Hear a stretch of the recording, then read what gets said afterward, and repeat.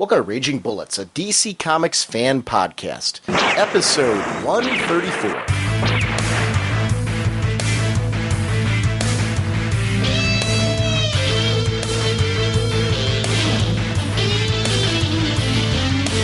Welcome to Raging Bullets. I am Sean Whalen, Dr. Norge on the CGS forums, and I'm joined, as always, by my co-host Jim. The dark whatnot has risen, vast in scale from your perspective. He is a machine beyond your mere technology. So is written the legend of the sensei of the whatnot, Segulin. How's it going, eh? We're going to be talking this episode about some of the Final Crisis tie-ins, such as Superman Beyond 3D. We're going to be chatting about Legion of Three Worlds. And we've got DC Decisions, number one. Big election year right now, and DC's putting out this bi-weekly 4-issue series. So we can chat about the first issue of that and what's been going on in that book. We have some Speeding Bullets to chat about. So we got a whole bunch of stuff this episode. We are proud members of the Comics Podcast Network and the League of Comic Book Podcasts. We're continuing to support the Hero Initiative. Hero creates a financial safety net for yesterday's creators who need emergency medical aid, financial support for the essentials of life, and an avenue back into paying work. It's a chance for all of us to give back something to the people who have given us so much enjoyment.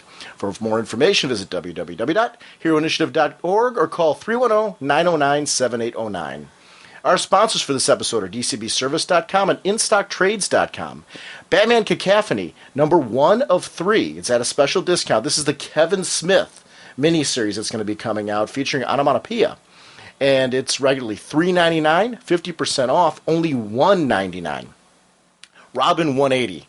We're both big fans of Robin, Fabian Nicieza, art and cover by Freddie E. Williams II. This is this amazing story. If you're not reading this, there's a wonderful Red Robin story going on right now in there. Yeah. That it's this mystery, like who is Red Robin, what's going on there. It's been one of those interesting little mysteries that's been going on. How does spoiler fit into all this? Regularly $2.99, 40% off, only $1.79. Jim, you also found something from the Hero Initiative. Yeah, the Hero Initiative is collecting. They're running the Stan's Soapbox collection trade paper. It's a collection of the Stan's Soapbox columns from 1967 to 1980 are collected for the first time ever. Not only that, the columns are presented in a historical context, so you can immerse yourself in the flavor of the day. Regular price is Regular price is $14.99. Your with the special discount is only $9.74, and this is for the Hero Initiative. So I picked this up, one, just because it was Heroes Initiative. Then I started looking, going, that actually kind of seems kind of cool. And that was kind of cool because growing up as a kid, Stan Lee was the narrator to a lot of the cartoons. And I remember reading in the comics, when I was reading Marvel Comics during that time, that you would, Stan was kind of like your family member, like, your father figure that you kind of looked up to, because he was kind of your eyes into the Marvel Universe. So anytime those Stan soapboxes were in there, it was like he was talking to you in them. So it's kind of fun to take a journey back. I'm completely missed that. I'm probably going to go append my order and add that in now. Yeah, and there's also other people who've added like extra celebrities. I know Joe Quesada did some couple columns as well, and they said there's other celebrities from the time adding their own flavor into the column. So it's not just Stan; it's everyone from that era. It appears to be. So it sounds really cool, and definitely something. If you're from that time, that I think today, too, if you're into, a lot of people are into looking historical pieces, especially with collecting trades and things like that, what were comics like during that time. I enjoy seeing ads and different columns from old comic books that were from before the era I was reading comics, because that a lot of times, even beyond just the story, adds a little flavor. That's part of the fun of picking up back issues of comics. It's all the extra stuff that's in there besides just the comic story. We both smile every time we see those Hostess fruit pie ads. I know. Just remembering from the kid, you're like, oh, yeah. So it's that kind of stuff. Collections of that kind of makes sense for me. Whatever your shipping preferences, whatever your bag and boarding preferences, DCBS accommodates your collecting needs. Don't forget our In-Stock Trades book of the month for September is Seven Soldiers of Victory, Volume 3. And we are going to be sharing this not next week. It's going to be on episode 136. We're going to be chatting about Seven Soldiers Volume 3. So that's going to be coming up. So you have time to grab that if you haven't. From the brilliant mind of Grant Morrison, with Seven Soldiers Mr. Miracle 1-2, Zatanna number 4, Clarion the Witch Boy number 4, Bulleteer 1 and 2, Frankenstein number 1. And they're in release order, so that way you can kind of get the whole experience of the connecting threads and everything. Regularly $14.99, 47% off, only $7.94. So we'll do that in a couple weeks and be chatting about that. And then only one volume afterwards, Jim. Yeah. And our next one, actually, we're going to pick our listener on this episode. So at the end of the episode, we're going to end off the show by picking who our listener winner is, and who's going to be picking the one for October's book that'll be then released in November on our episode. So it's very cool. Also, Batman the Black Glove hardcover, written by Grant Morrison. I actually have this hardcover. It's nice because they did the Batman and Son. They've got this one. They've got the one with the Ra's al Ghul. All of Grant Morrison's stuff has been collected in hardcover, and now they're releasing them in trades. But this is the one collecting the Black Glove storyline, featuring the group of heroes, that he traveled with and all that. It's a really nice collection. It collects issues 667 to 669 and 672 to 675, which collects a story of young Bruce Wayne as well. So it's really interesting. But the price on that trade, it's regularly $24.99, 37% off. It's only $15.74. And it's Grant Morrison, J.H. Williams III, Tony Daniel, Jonathan Glapian. So it's a really nice collection of artwork and everything. So InStockTrades.com is your source for your collected edition needs. Thank you for supporting us, DCBService.com and InStockTrades.com. Visit RagingBullets.com for regular updates on where the show is headed, listener-generated content, which has come. Actually, I'm adding that stuff all this week. I'm continuing to add stuff every week to the site between contest entries and a new column that we have up there, Life in the Gutter. We got a whole bunch of stuff that's coming up on the website. I added some scans this week to the website from conventions that we've been at. A wonderful Green Arrow sketch, a great Hawkman sketch, all kinds of stuff up there. So there's going to be some interesting little sketches on there. There's some new Where's What Not Nows up there. Woohoo! So including Amish Jim. I knew it was coming, man. That was a courtesy of our friend Mike Sims. Thank you. So definitely check out the website for that fun stuff. Please remember, if you want to do an email, an audio comment on the show, whatever, go ahead and do that at ragingbullets@gmail.com. We love having you a part of the show. Also, don't forget that we have a voicemail line, which is 440-388-4434. That's 440-388-4434. And we have some voicemails we're going to be sharing on this particular episode as well. Jim, what is Top Bullets? Well, Top Bullets is a way for you all to get involved in the show. You send in your top 5, top 3, top 7 even picks for the month, the books you're raging on about. Send me a little something as to why you think this is a top title, and I will contabulate the total results, create a master list from the listener submissions. Sean and I will give our own top list, and we'll have a nice meaty discussion about a nice plethora of comic book topics. Send your top bullets to senseiofwhatnot@gmail.com. What's that again? Senseiofwhatnot@gmail.com. You. And what kind of a podcast are we? Well, we are a spoiler podcast. We go in-depth into plot lines, story twists, and whatnot of the comics we're reviewing. So if we're going over something you haven't read, you may want to come back later so you can better enjoy the show. I want to give a shout out to a couple of new podcasts. One is V for Vertigo. It's the only podcast covering the world of Vertigo comics. Join Mark, Rebecca, and Jonathan every 2 weeks as they discuss the latest Vertigo news. They give you a glimpse into what's being released in the coming months and review a trade or two. V for Vertigo can be found on iTunes or at www.vforvertigo.com. V for Vertigo, because everything else is just picture books. And that's the V for Vertigo podcast, which is cool. So it's nice, the kind of an exclusive Vertigo podcast going over that. Because we talk casually about Vertigo stuff, but somebody kind of delving in depth into it. Very cool. And I want to give a shout out to our friend Ric Croxton. I know he hasn't given me the details yet, but they have done their first episode of their Legion of the Superheroes podcast. So they're going to be doing one that's exclusively on the Legion of Superheroes. So as soon as we have more details of that, we'll make sure to air that on the show as well. But Jim, without further ado, let's go ahead and get into Speeding Bullets. Hello, Sean and Jim. Hello, lads. This is Martin calling from Edinburgh. Hope you're well. Now, I heard Jim mention that he hasn't got a passport. That is disgraceful. How is he going to visit the Amish community that I'm setting up here in Scotland?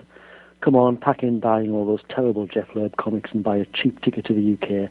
Our ladies would love to meet a manly fellow like yourself. Anyway, on the subject of Mr. Loeb, I'm desperate to know if the wee man has read Emperor Joker yet. I need to know his opinion on this modern masterpiece. Anyway, I say the best read out there is the Supergirl Showcase. Hundreds of pages of Silver Age goodness and darn cheap. Choke, how ironic. Anyway, lads, have a great week. Hear from you soon. Bye-bye now. So have you read Emperor Joker yet? Yeah, I haven't read it yet, and I was laughing as he's saying, I gotta know what you think. I'm like, I haven't read it yet, but you know what? I will do it soon. And as soon as I do, I will do a speeding bullets on it. Just quick comments on what I thought and whatnot. So, but okay. Yeah, I keep, it's sitting right there, and then as I go to reach for it, and this weekend I read about 200 comics, and I'm still not caught up. So it's... How are your eyes? Well, remember when I told you I was having a lot of headaches? Mm-hmm. I think maybe that had something to do with it. I don't know, not sufficient lighting or whatnot. I'm not sure, but yeah, this was a heavy comic book read. I'm far behind on my TV watching. I have 2 weeks worth of heroes to watch. I'm behind on Smallville. I just seen the premiere. So you haven't seen the season opener of Heroes, have you? Yeah, I haven't seen the season opener of Heroes. You've actually missed 3 episodes. Yeah, of Heroes. 3. Yeah, wow. So it's I'm like, I need more time. I was actually thinking about the one day taking a day off of work just so I can sit at home and watch TV. But I was like, I can't do that. Right. I got to have some responsibility, and I actually got to go into work. So. But yeah, I will get to it as soon as possible. And you know what? I think I'm going to have to get me a passport just so I can, I want to go to the UK. Yeah. I really, really do. My cousin lives there, so I'd love to do that. But, I love Doctor Who and, the television stuff over there. So there's places that I would actually like to go to that are, like, locations where they've shot stuff. I geek out at that kind of stuff, so it would be a lot of fun. Yeah, I just want to meet someone from the Clan MacLeod, just because I'm a geek that way. We've got a decent amount of friends over there now, from the show and through podcasting and things like that. So it would be fun to actually meet some of our UK friends on their home turf. So at some point, Jim, there's a few books I want to talk about this week, and one of them was, in fact, Blue Beetle. Ooh. Are you caught up on Blue Beetle? Yeah, that's one of the books I was just attacking so I can get caught up on it, and I'm loving this story, man. Matthew Sturgis is doing a really great job with Jaime. I'm a big fan of superhero team-ups where they get us into the heads, not only of the guest star, but how the main character reacts to the guest star. Some of my favorite bits in this issue were where Dr. Midnight was using the infrared and talking about how bright things look and joking about how this whole situation was poetic, and also the sheer respect that Jaime had for him. It reminded me of what I liked so much about the Batman Jay Garrick team-up of The Brave and the Bold. That issue with Mark Waid had that same kind of vibe to it, which I really liked. Nice use of Midnight's skills as a surgeon in here. The situation where he is given the key to the city as a setup for the DA's political agenda to keep immigrants out was well written and timely with decisions now. Because I'm like, oh yeah, this is great. It's a great example of how taking a political stance, even unwillingly, can be a danger for a hero who seeks to protect all. Because in this case, he didn't really want to do this. He just kind of was thrust into it. This made me respect characters like Batman even more, who has been hunted by the law early in his career, and still from time to time that happens. How do you motivate yourself to keep going when those you seek to protect turn on you? Granted, in this case, it was a misunderstanding, but still the lack of appreciation must be disheartening. When you've got some people that are, kind of wearing down on you. How do you get that motivation? I like the maturity of Jaime here, realizing he should have been prepared for this, but boy, did he look cool when he flew in to accept the key to the city. I'm like, yes! Oh, come on. Any hero or even young hero, he's a teenager. He's in high school still. Think about it. If you were given the opportunity to be the hero of the city, you get the key of the city, you're like, yeah, all right. Dun, dun, dun, come flying in. I was like, oh, yeah. I was eating it up. And I really like the fact that they're going after this, the whole border crossing with the, illegal immigrants coming in. And it's a huge, huge topic with a lot of people. You think about it, we have people who are pursuing the American dream, but they're not doing it legally. Are they criminal? Were our ancestors who first came over to the country before immigration laws? Are these the same type of situations? There's a lot of different, if a person comes over illegally, but they're an honest, decent person, are they truly a criminal? Are they truly a villain? I'm glad to see they're addressing, tackling, and dealing with this issue, because it is a huge one, especially in that region. And it's cool to see how a hero becomes thrust in that, because he's got to be, he's trying to be there for everybody. And how do you take a stand on that type of issue? Because it's very controversial. Either way you take a stand, you're going to alienate somebody. I like the, I can't remember which issue it was, but where he first starts addressing, starts looking at the people he's hanging around with, going, maybe I'm hanging out with the wrong crowd. When he finds out they're selling the forged green cards to people and stuff, he's like, hey, I'm a hero, right? I'm hanging out with these guys. We got an issues here. It's just a fun book. I would say, if you're not reading Blue Beetle, this is a great book for fans of Invincible, fans for Ultimate Spider-Man. It's a nice, accessible, fun character. I want to do a full segment at some point. We've been talking with Brent for how long about doing something. I know. We'll have to do a segment on Blue Beetle at some point. But I wanted to shout it out in Speeding Bullets so we don't avoid talking about it. Have you been reading, did you read Greatest Hits, the first issue of that? I haven't read it yet, but I have it. Okay. But you can spoil it. Well, I'm not going to go actually super spoiler-filled on this anyway. But this is the story of the Mates, which is like a Beatles-like supergroup. So it shows us what the British invasion would be like for people with powers. It's a very cool commentary on people being banded together in a pop band-like mentality. In reality, some of the superheroes would generate a fan base.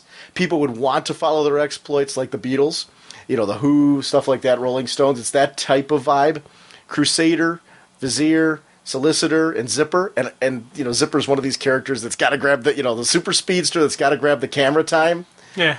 But the story takes place in the 60s and present day. The present day features screenwriter Nick Mansfield, a down-and-out writer whose agent's looking for the next big film to put him on the map. The hook is that Nick is somehow tied to a member of the Mates, and we're finding out more details as it goes along. He's pushed towards opening some old wounds to kind of recover his own career.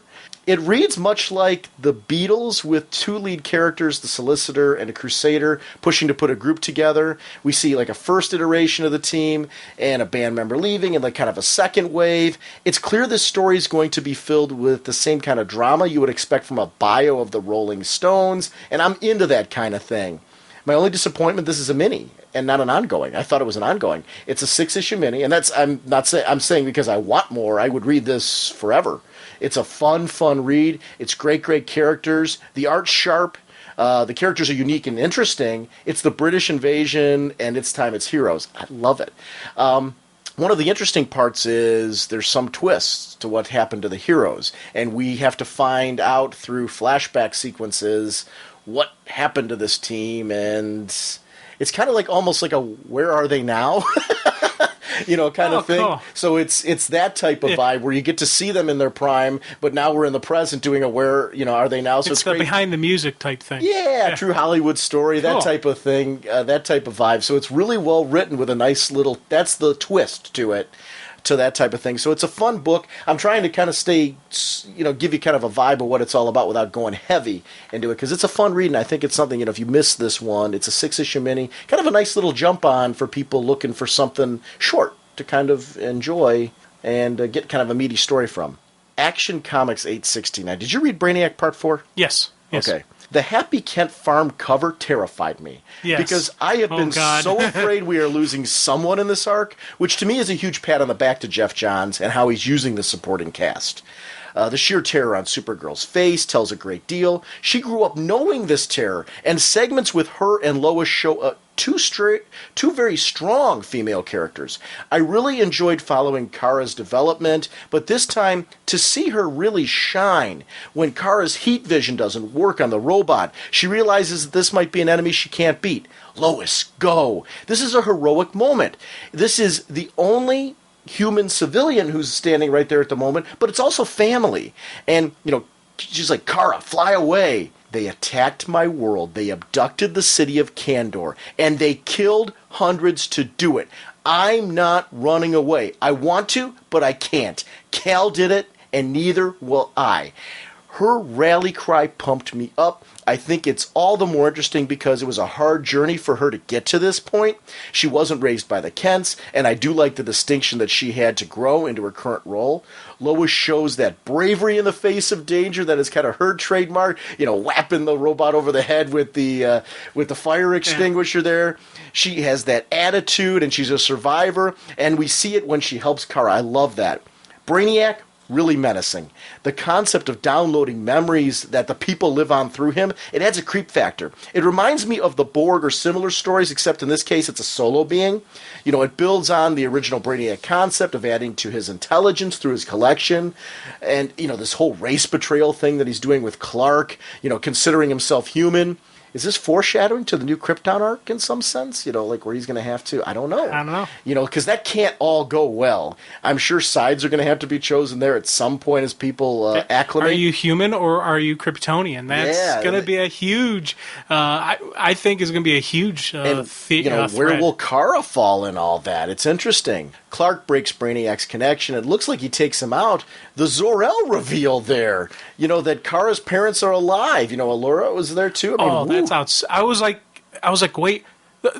He's like, father? No, but I'm his brother. I'm like, oh my god, her parents are still alive. I love that he recognized that kind of thought patterns and everything. And then nice little flashback moments to Kara's escape. And again, the importance of the supporting cast as we see the planet's staff working together to survive the destruction going on around them. We need to feel that the world Superman operates in is dangerous. It adds to the drama, and that even though he is this superpowered godlike being, there is an intensity to his world, even for those around him. It makes us care to see him rush in to save the day. Metropolis as a bottled city, whew! Can't wait till next month. It's one of those, take a brilliant classic concept like, you know, Shrinking Candor, take it and kick it up to 11, and that's what they've done here. They've kept it to the classic good storytelling, but at the same time twisted it around a little bit, freshened it up a little bit, dusted it off, and given us something really cool that honors that concept, and I love that. Yeah, it's definitely a modernization of the story. I don't know if they're retelling it or if it's more, if you would consider it a retelling or a retconning, switching around. Kind of like a reimagining. Reimagining. Adding. It seems like they're adding to the legend. And the cool thing for me, this is now my story of Kandor in the Bottled City. So I don't have, heavy baggage. So I'm reading it, as it's coming out, and I'm, experiencing it, new. So for me, I was just like eating this thing up. I have various retellings of baggage to deal with. But one of the things that I really like about this is this kind of honors everything that's come before and sticks to that concept while at the same time adding more to the storytelling, making Brainiac more menacing through the original tale. And that's a strength of Jeff Johns, to take all the stories from the past, bits and pieces, mesh them together into this boom story that is just like a power that you're just like, yes, this is a cool story. This is what I've wanted all along. It shows he respects the writers who came before. Yeah.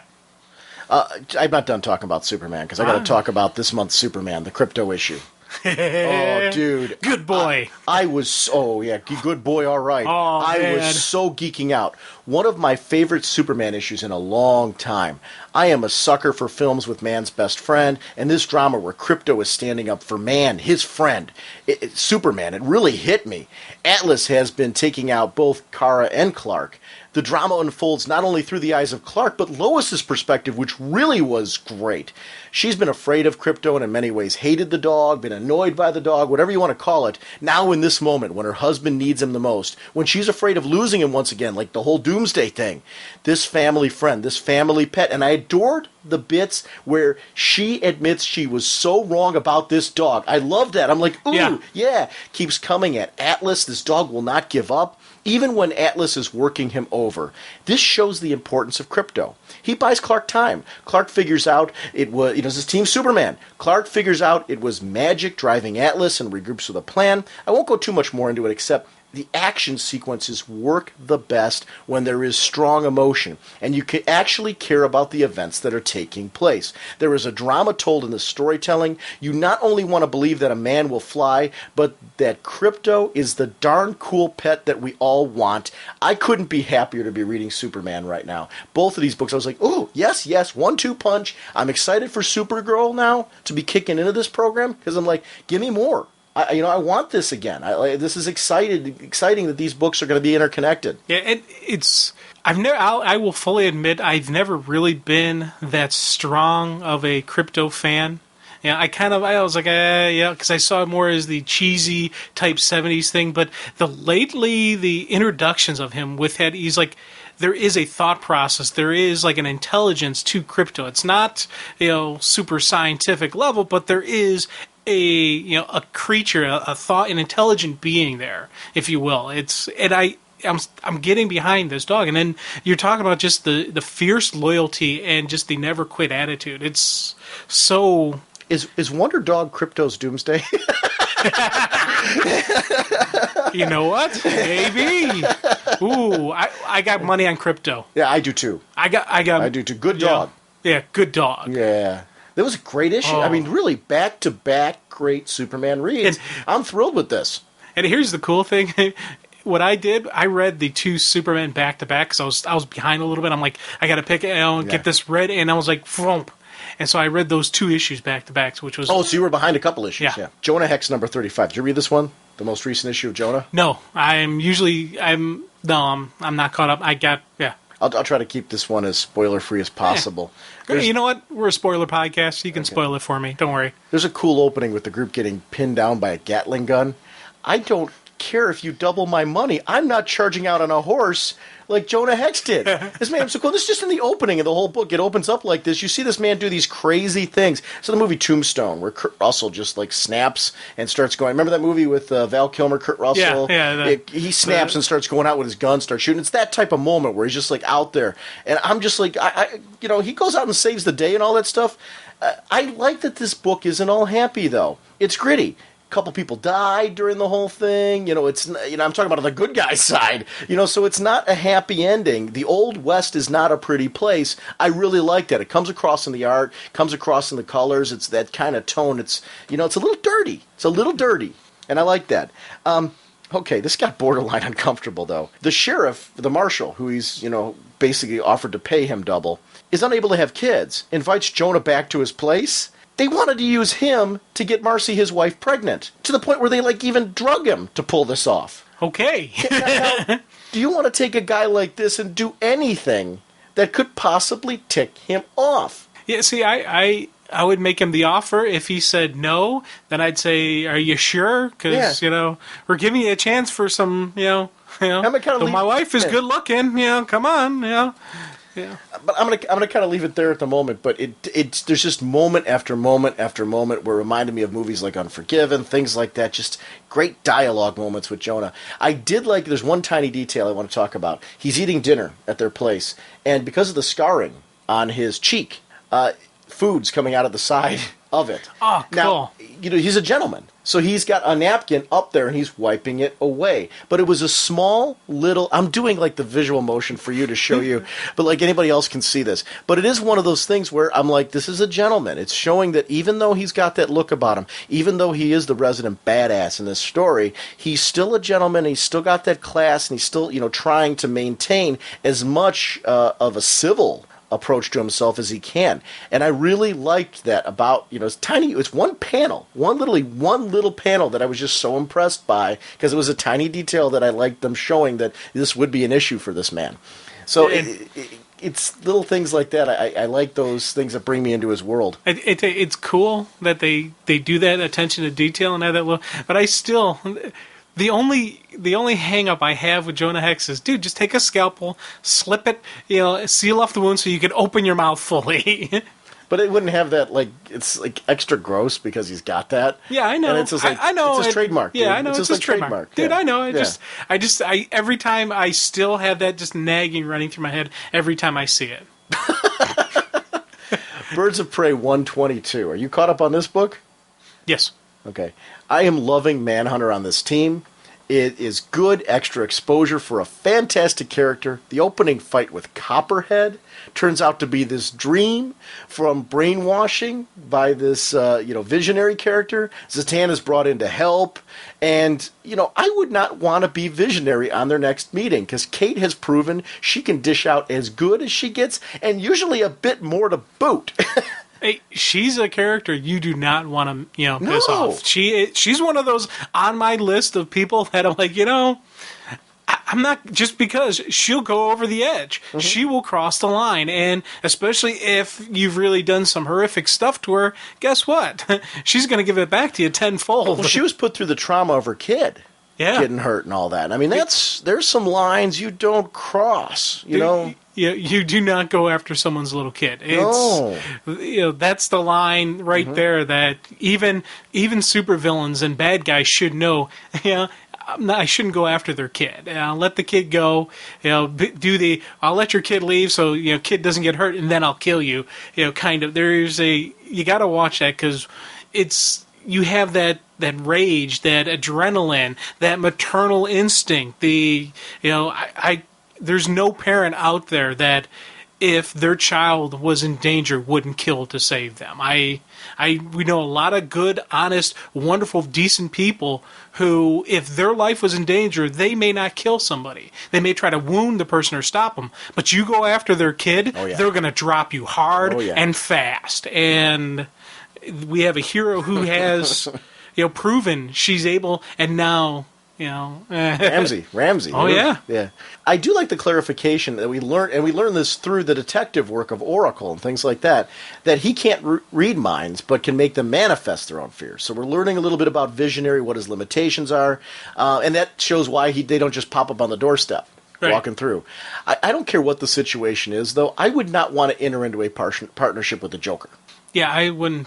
Dude, you can never trust the Joker. No. He will double-cross you. And maybe not even in his mind he's double-crossing. He's just bored and wants to change the scenery. And thinks it's funny. Yeah. So he's a character I would never enter a partnership in. And I would, if he was coming down the street, I'd run the other way fast. Just because you do not have enough power to contain him. Because you're dealing with someone who has absolutely no fear of death. The dude has no off switch. Yeah.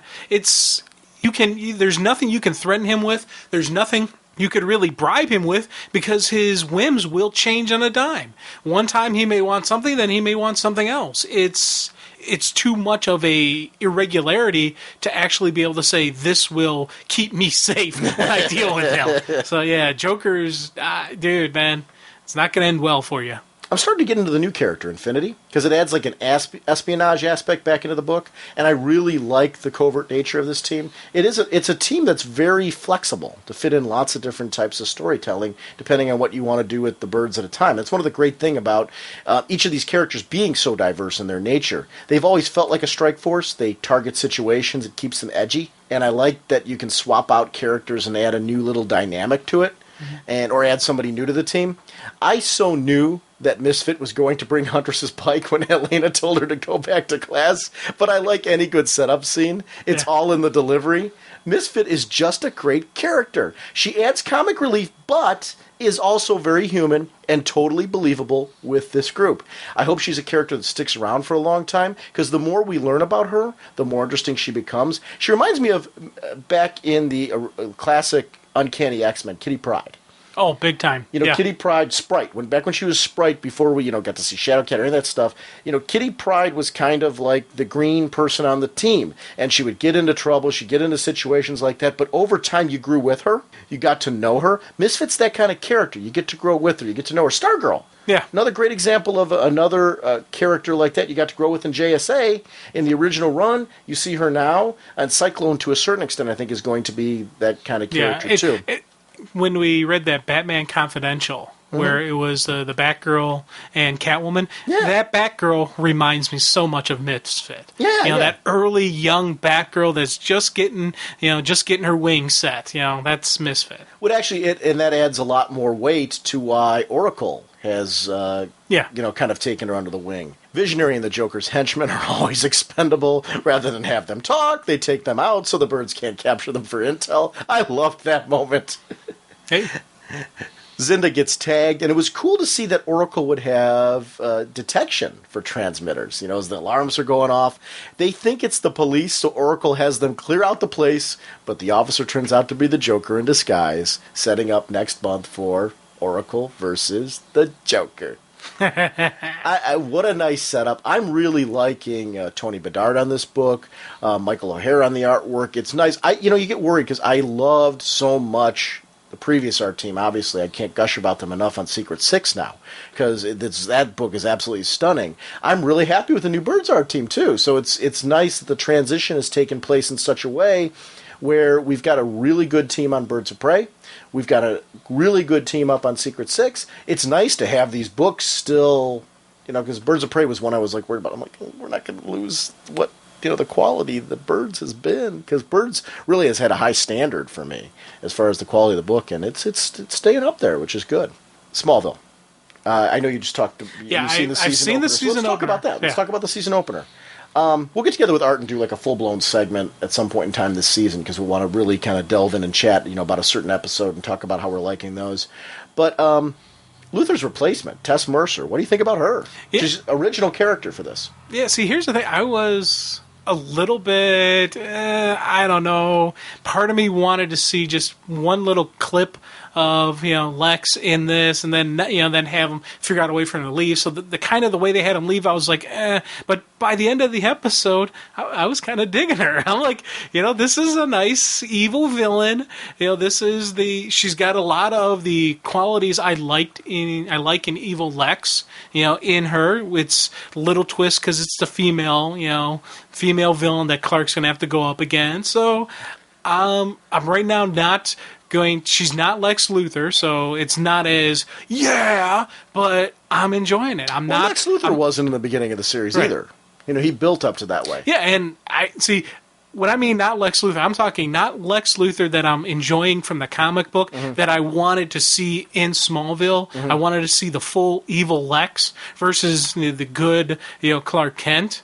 But she's not that, but she is still a solid villain. She's not a wannabe replacement that I'm like, oh, they're cheating it. It jumped the shark. I'm not thinking that at all. I'm seeing this as another development in the story. Another reason why Clark is Clark. He didn't just deal with Lex Luthor villain. He's now has another version of evil, another version of a villain that's going to turn him into a hero. And her story yet is not unknown. There's more. We don't know her motivations completely yet. So that's the interesting twist with her. What is her MO? What is she trying to do? And I like that about her, the mystery.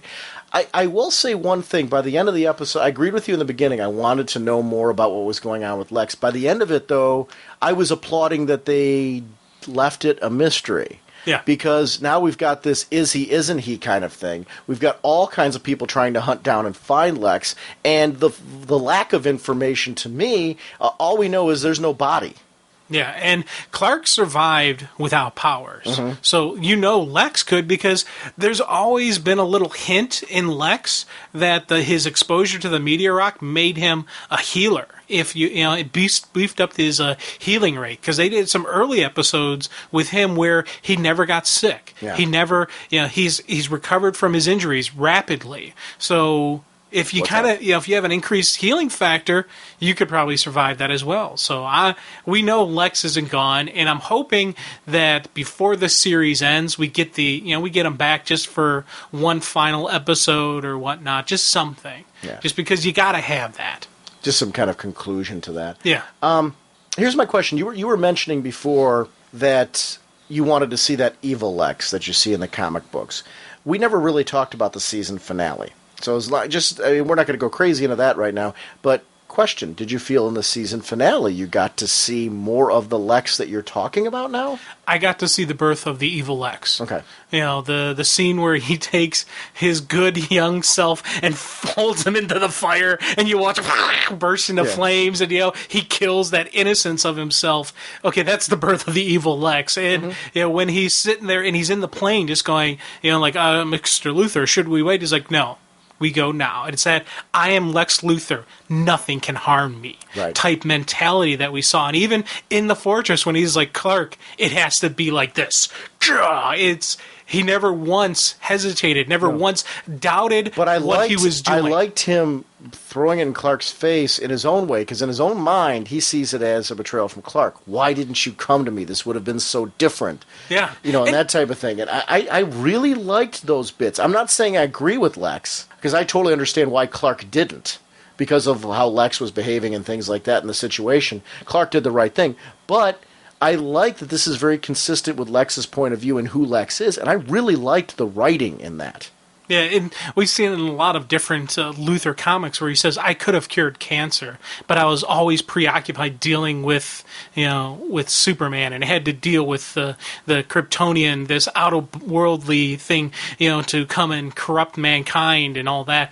We saw those type of themes going on. Lex didn't actually say the words, but I could hear him say it. That had you come to me earlier, had I known about this, you and we could have cured the world. We could have saved the world, but you didn't trust me. It's your fault, Clark. I was eating it up because I was just like, yes. And then when everything ended, I was like, no, because the actor's not coming back. What are you going to do? So it was an emotional roller coaster for me. Ollie Queen.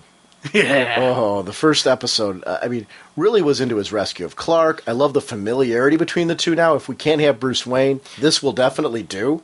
Come on, dude.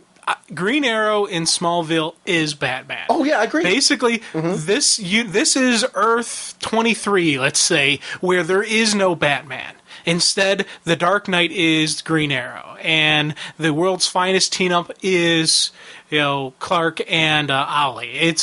This is the way it is, and I have no problem whatsoever with that because I like the stories. I like the character interplay. I like what we're doing. We're seeing some really cool acting where there is bits of that, that smirk that Ollie gets, he has, but there is still part of the detective where he's analyzing. He's the strategist that Bruce is. So there's a nice meshing of it.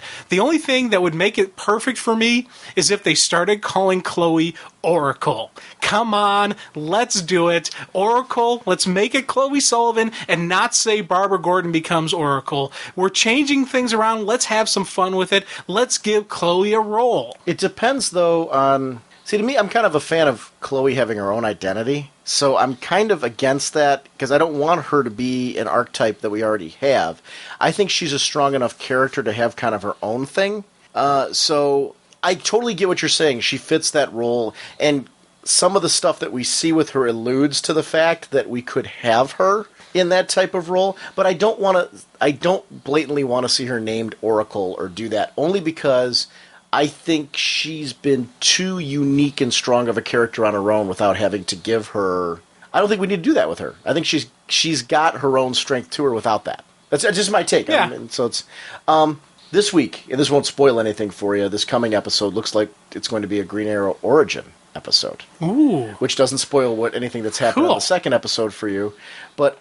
the first episode, I was glad to see Black Canary getting a little closer to the comics. Because her first appearance, I wasn't a huge fan of because she was more in a villain role, and I didn't really like that at all. It was kind of a... I don't mind when things are Smallvilled up. Meaning that they kind of play with things a little bit. They play with costumes. They combine certain characters, like you're talking about with Ollie, where they, sort of have combined. Even more so when they did it with Bart. I don't have a problem when they do that, but I didn't like Black Canary in herself is a well-defined, very strong character. You didn't really need to go that route. This episode was much closer to Black Canary that I want. Yeah. And I agree with you. I definitely a nice evolution and nice, because at the end of when we first introduced her, she kind of saw, okay, I was playing for the wrong team. This is the right team. You kind of saw a little bit of, banter between her and Green Arrow to imply something future may happen between them. And we see a further development between the two of them. But I was glad they really moved on from her first appearance. Right. She's definitely is one of the good guys now, and that's cool. Aquaman has been consistently a decent character, I think. So I was glad to see him back in that role as well. I liked the bits where he was chained up, and you got to actually see the skin peeling away due to water deprivation. Just little tiny details again. How'd you feel about Martian Manhunter giving up his powers for Clark? You know what? I didn't have an issue with it. It's one of those things where, I would like to see them stick around, and I don't think he's completely... I think he'll come back.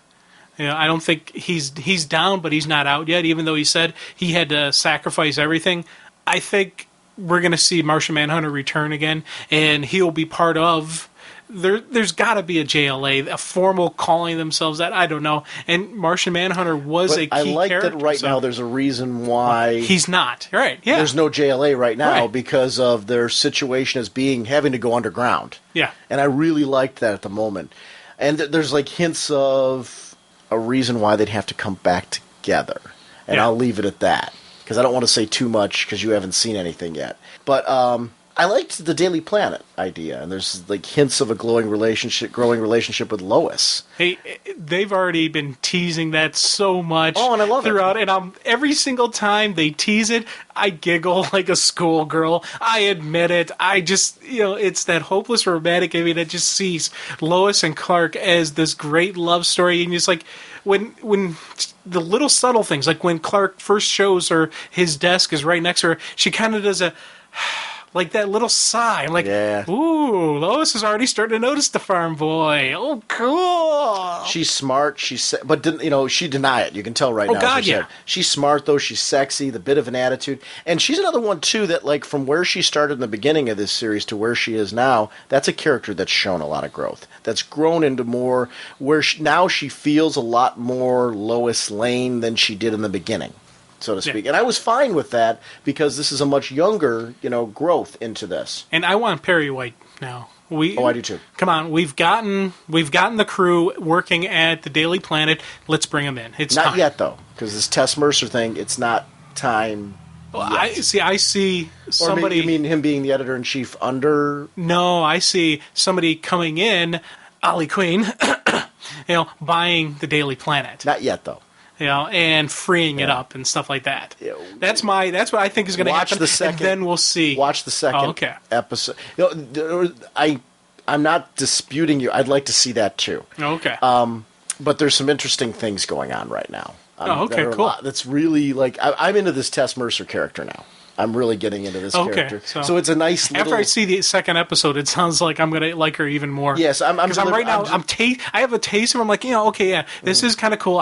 As I said... A lot more development with her in the second episode. Well worth watching the second episode. I think you're going to get kind of a flavor for what they're doing.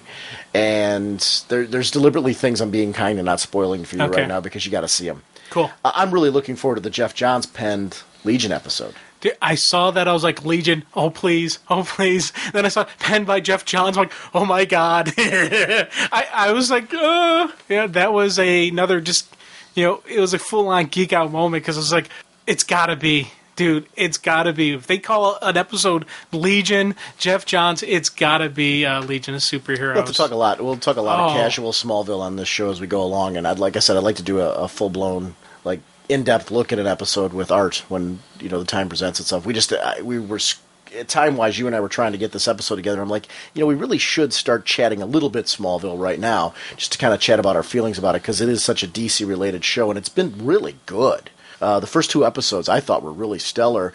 I was concerned because we see characters now that have been around for so long, like Michael Rosenbaum's Lex Luthor and Lana, who have been mainstays on the show, and now his parents are gone, and what was the show going to be like without these people? And I think the new characters they brought in and the new focus on Jimmy and, more focus on Chloe and, this Tess Mercer and Lois now becoming a mainstay character and Ollie Queen being back. They've changed the tone at a time where I think the series needs a little... It does need a little shot in the arm, because it definitely runs the risk of being listed as jumping the shark. Right. With Michael Rosenbaum leaving, you can definitely clearly say, okay, that's it. It's jumped. So they got to do story. They got to keep up the momentum, keep up going on with these cool developments of the man who becomes Superman. Lego Batman I want to talk about real quick. I got the Lego Batman game for the PS3. I adore it. It's a great pick-up-and-play game, so it's a good one for those of you with families to pick up. It's a good one for those of you who like gaming casually, pick up with friends. There's a lot of depth to this game, so I'm not making it seem like, well, this is a very simplistic game. When you play it at first, it seems very simplistic, but then there's a lot of strategy to get everything in the game, which is nice. Like, you can pick it up immediately, have fun, enjoy it. Mr. Soul and I, from the forums, trained emails about it. I played City of Heroes with him this week, too. Yeah. We jumped onto the Villains game, and I got to get back into that. So I got a lot of superhero goodness in my gaming right now that I'm enjoying. So I'm back on. I've been playing City of Heroes again pretty regularly. I'm getting in there, too. But Riddler, Bane, Two-Face, the Joker, Poison Ivy, the Penguin, Mr. Freeze, Bat vehicles, costumes that are gadget-filled, hidden characters such as Nightwing, Batgirl, Hush, and so much more. It's like it pulls from the classic 60s Batman kind of feel, pulls from today. It does like this weird kind of mixture of all that stuff, and it works. You know, where it feels just very accessible Batman. You know, it's and that's what I really, really like about it. It's very accessible Batman. It's a great game for 2 players. The stories are fun. You have whole story arcs to play as the heroes. So you can play as your Batman. Will you just shut up, man? Yeah. You're killing me. And then whole story arcs. Well, you can play it here. And whole story arcs to play as villains. You can swap between 2 characters on the fly, which is really a lot of fun because you can use them in dialogue. So it's really just a great, accessible pick up and play game. You can play it here. What are you talking about? Like Well, part of me wants to pick up some game systems so I can play with my brother and his kids, and then I'm like, with the DC version coming out, with the DC game coming out, and that great other Batman game, I'm like, looks so great. There's so many things I'm like, and then Mortal Kombat versus the DC Universe coming out. That's one I'm really a nice, solid There's fighting so many games out there that I'm like, I know, but I'm glad to see. You know what? For right now, and this isn't a bad thing. It's a great thing. There's been so many great Marvel games that have been coming out. Between the Spider-Man franchise and this Marvel Ultimate Alliance franchise, and the second one of that's going to be coming out. Looks great. It's like I've been wanting more DC related games. Why not? I mean, they're great properties, but I want good ones. Not these mediocre, lackluster ones. They're great properties, great characters that just lead to awesome franchise. If you make a good franchise, you can make multiple ones of them. Get a good engine out there, and you can. I mean, I don't understand what is so hard about this concept. Playability, good games, and this Lego Batman's a great example of a great, fun, playable game that anyone can pick up and play casually. And then you've got this other Batman one that's coming out with Paul Dini on it. I'm like, oh, it's a good time to be a gamer who's into comics. So. It was a lot of fun. I'm going to talk a little bit more next week about All-Star Batman. I got the new issue. Did you read that? No. I'm picking up All-Star Batman in the hardbound trades. Okay. I've made that. I've already picked up the first one because I love the art so much. I'm like, you know what? This one I'm going to pick up in the hardbound trades, and that's the only way I'm going to get it. Well, I picked up the most recent issue. I might as well talk about it now. All right, we can do that because it's kind of a casual thing. It was crazy. The first time I read it, I didn't like it at all. I really didn't. And except for the art. The artwork was gorgeous. But you know what it is? And I figured it out when I read it through the second time because I enjoyed it much more the second time around. It's that there's so many characters that are so unlikable deliberately. Like, Batman is just not likable at all. But then the second time through, I started to notice like weird connections and weird ways that Gordon and Bruce were helping each other, that I really started to like that, in that weird relationship. And I'm starting to read this a lot more instead of an All-Star book. I'm starting to read it more as an Elseworlds book. And I'm getting a lot of that. Black Canary, I run hot and cold on her in this particular series, and I did in this issue. There were moments in her dialogue where she was getting vengeance for, injustices done on women and things like that. And I'm like, okay, well, I like that. I like that aspect of it. But it's like, again, they're so hard-edged. I think that's what it really is. So blatantly hard-edged over the current continuity ones. And I'm trying to get myself past that because that's my own brain freeze on it. So I think it's helpful for people to go, well, geez, I loved that book. And I did really enjoy the story the second time around. I just will say that my big problem is I don't like them. Which is very hard for somebody. I'm not saying the story. I'm having a tough time with the fact I really don't like Batman. I don't like him, and that's really something that's like sticking in my head. But yet I'm picking it up and I can't help it. So the creative team, kudos to them in the sense that they're hooking me in. Like, if you were to ask me right now, can you drop All-Star Batman? No, I want to know what happens. Like, I could right now, if I didn't put it on my DCBS order, I would say I'm not going to go pick up the next issue. Yet, when I heard it came out, I would be like curious to the point where I'd look at the cover, I'd page through it a little bit, and I'm like, I've got to read it. I got to know what's going on. So they've got me. They've really got me. So I can't. It's just a bizarre, it hurts my head experience because I go through such an emotional roller coaster when I read this. I usually start off, except for the Green Lantern issue, I start off hating it, and then all of a sudden I find things that I'm enjoying. So it's really bizarre. I will say this. I love the relationship between Barbara and Jim Gordon in issue 10. And there is something every issue that I love, where they hit something and I'm like, yes, okay, I like this moment. And there's something that hooks me back in. So it's not a book that's close to the chopping block at all. It's not the delays that are making me feel this way. It's just it's a different sort of look at Batman. It's a different sort of presentation. I totally get why he's doing it.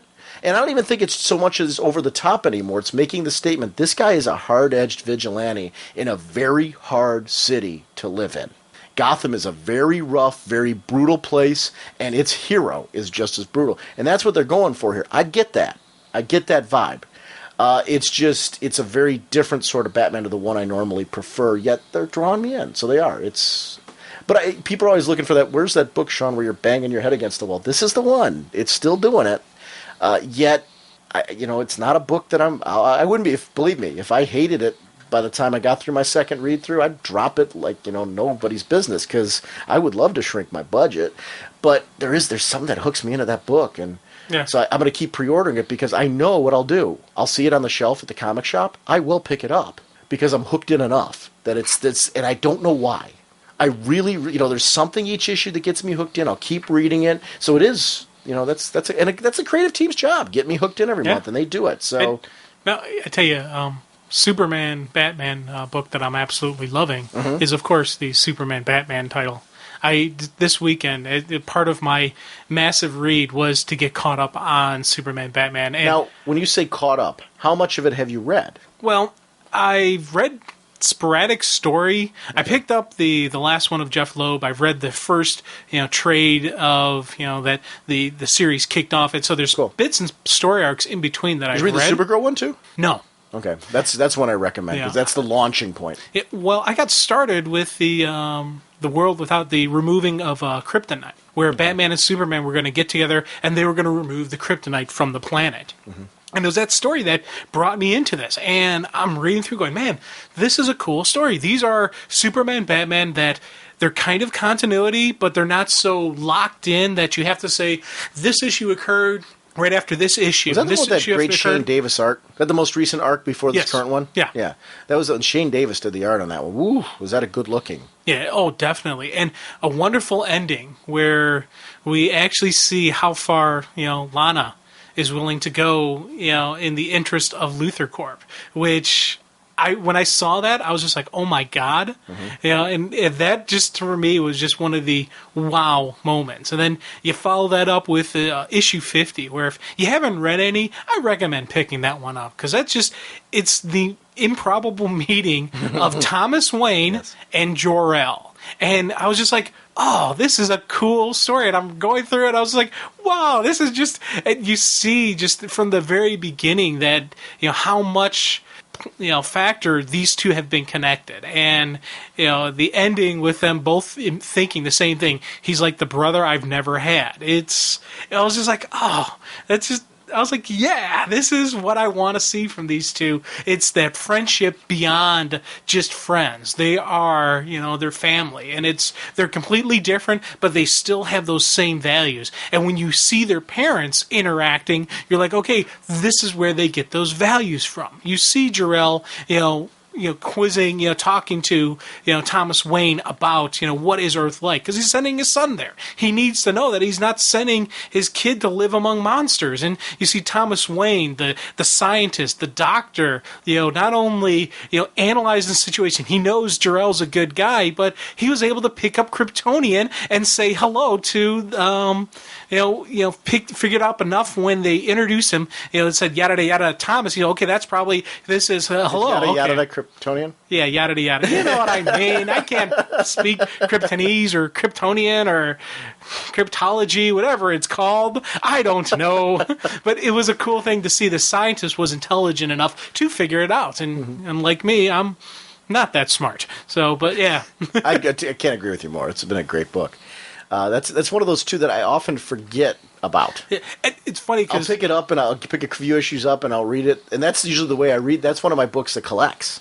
Yeah. Well, for me, one of the things I've started doing is I am limiting my orders, but I'm not reducing my DC, Vertigo, or Wildstorm. I'm reducing my stuff outside the DC, and it's not because it's bad. It's just because time-wise. Well, a lot of the outside DC was my palate cleansers.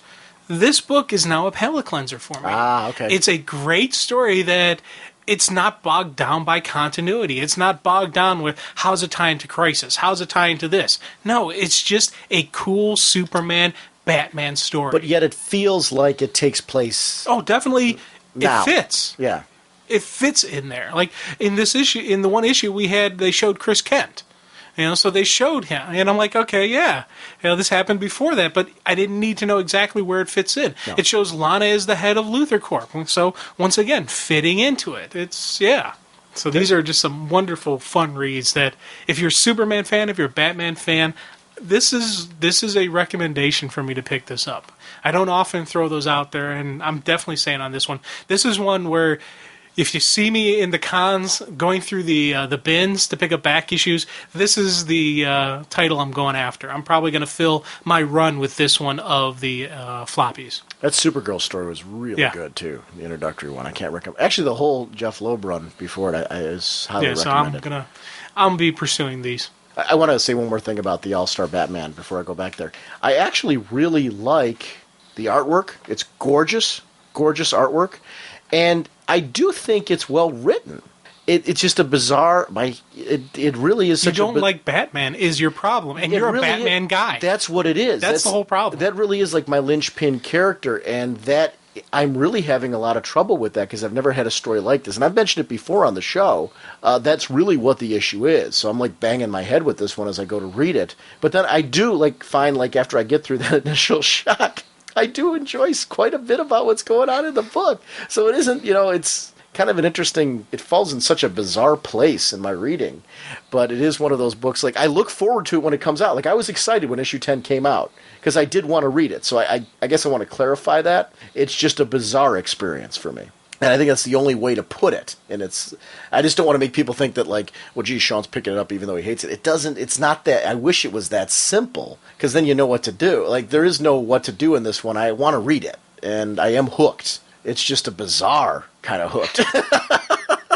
Anyway, I'm glad we got to do some of that. Speeding Bullets to me is one of my favorite segments because I found our episodes, we had this stretch here where we weren't doing these. And I don't know how we got out of it. We were doing it for a while, and then all of a sudden we got out of it, I think, because of so much content.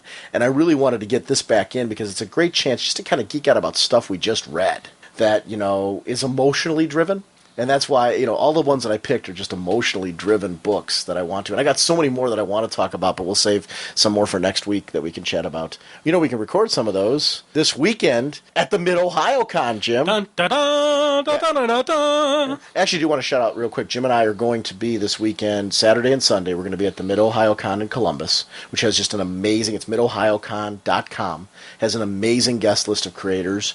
We're going to be there hanging out. We're going as fans. We don't have a table or anything like that. It's just fun. We're just going to have a good old time and really just enjoy that convention. I haven't been there since they moved to the Columbus Convention Center, so I'm looking forward to hanging out there, having a good time Saturday and Sunday.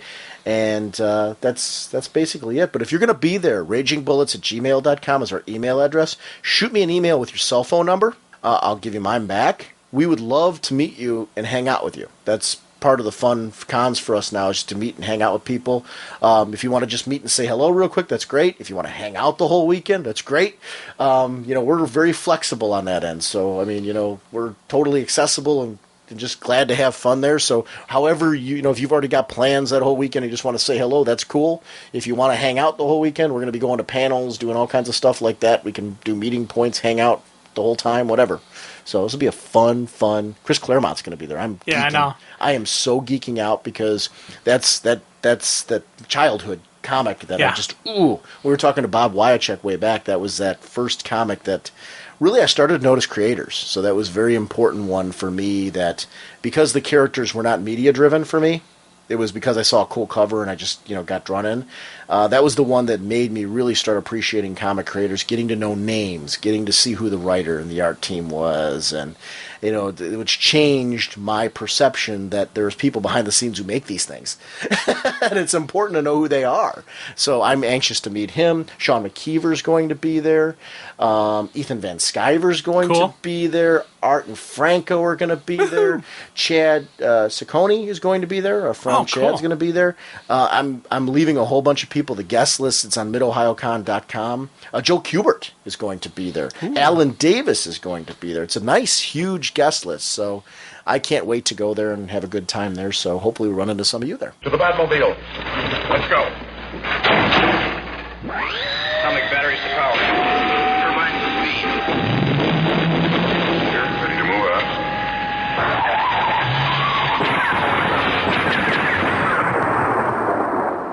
Hey, Sensei Nords. This is Dan, Final Phantom on the forums, calling you from lovely Austin, Texas. And I just wanted to rave a little bit about Grant Morrison's JLA. I just picked up the deluxe hardcover volume 1 here, and I don't know how I missed this run when it first came out, because this was about the time I was really into comics, but for whatever reason I didn't pick it up back then, and I picked it up now, and it is absolutely amazing, everything about it.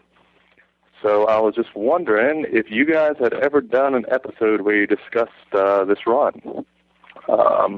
Because if you had, I'd like to go back and listen to it.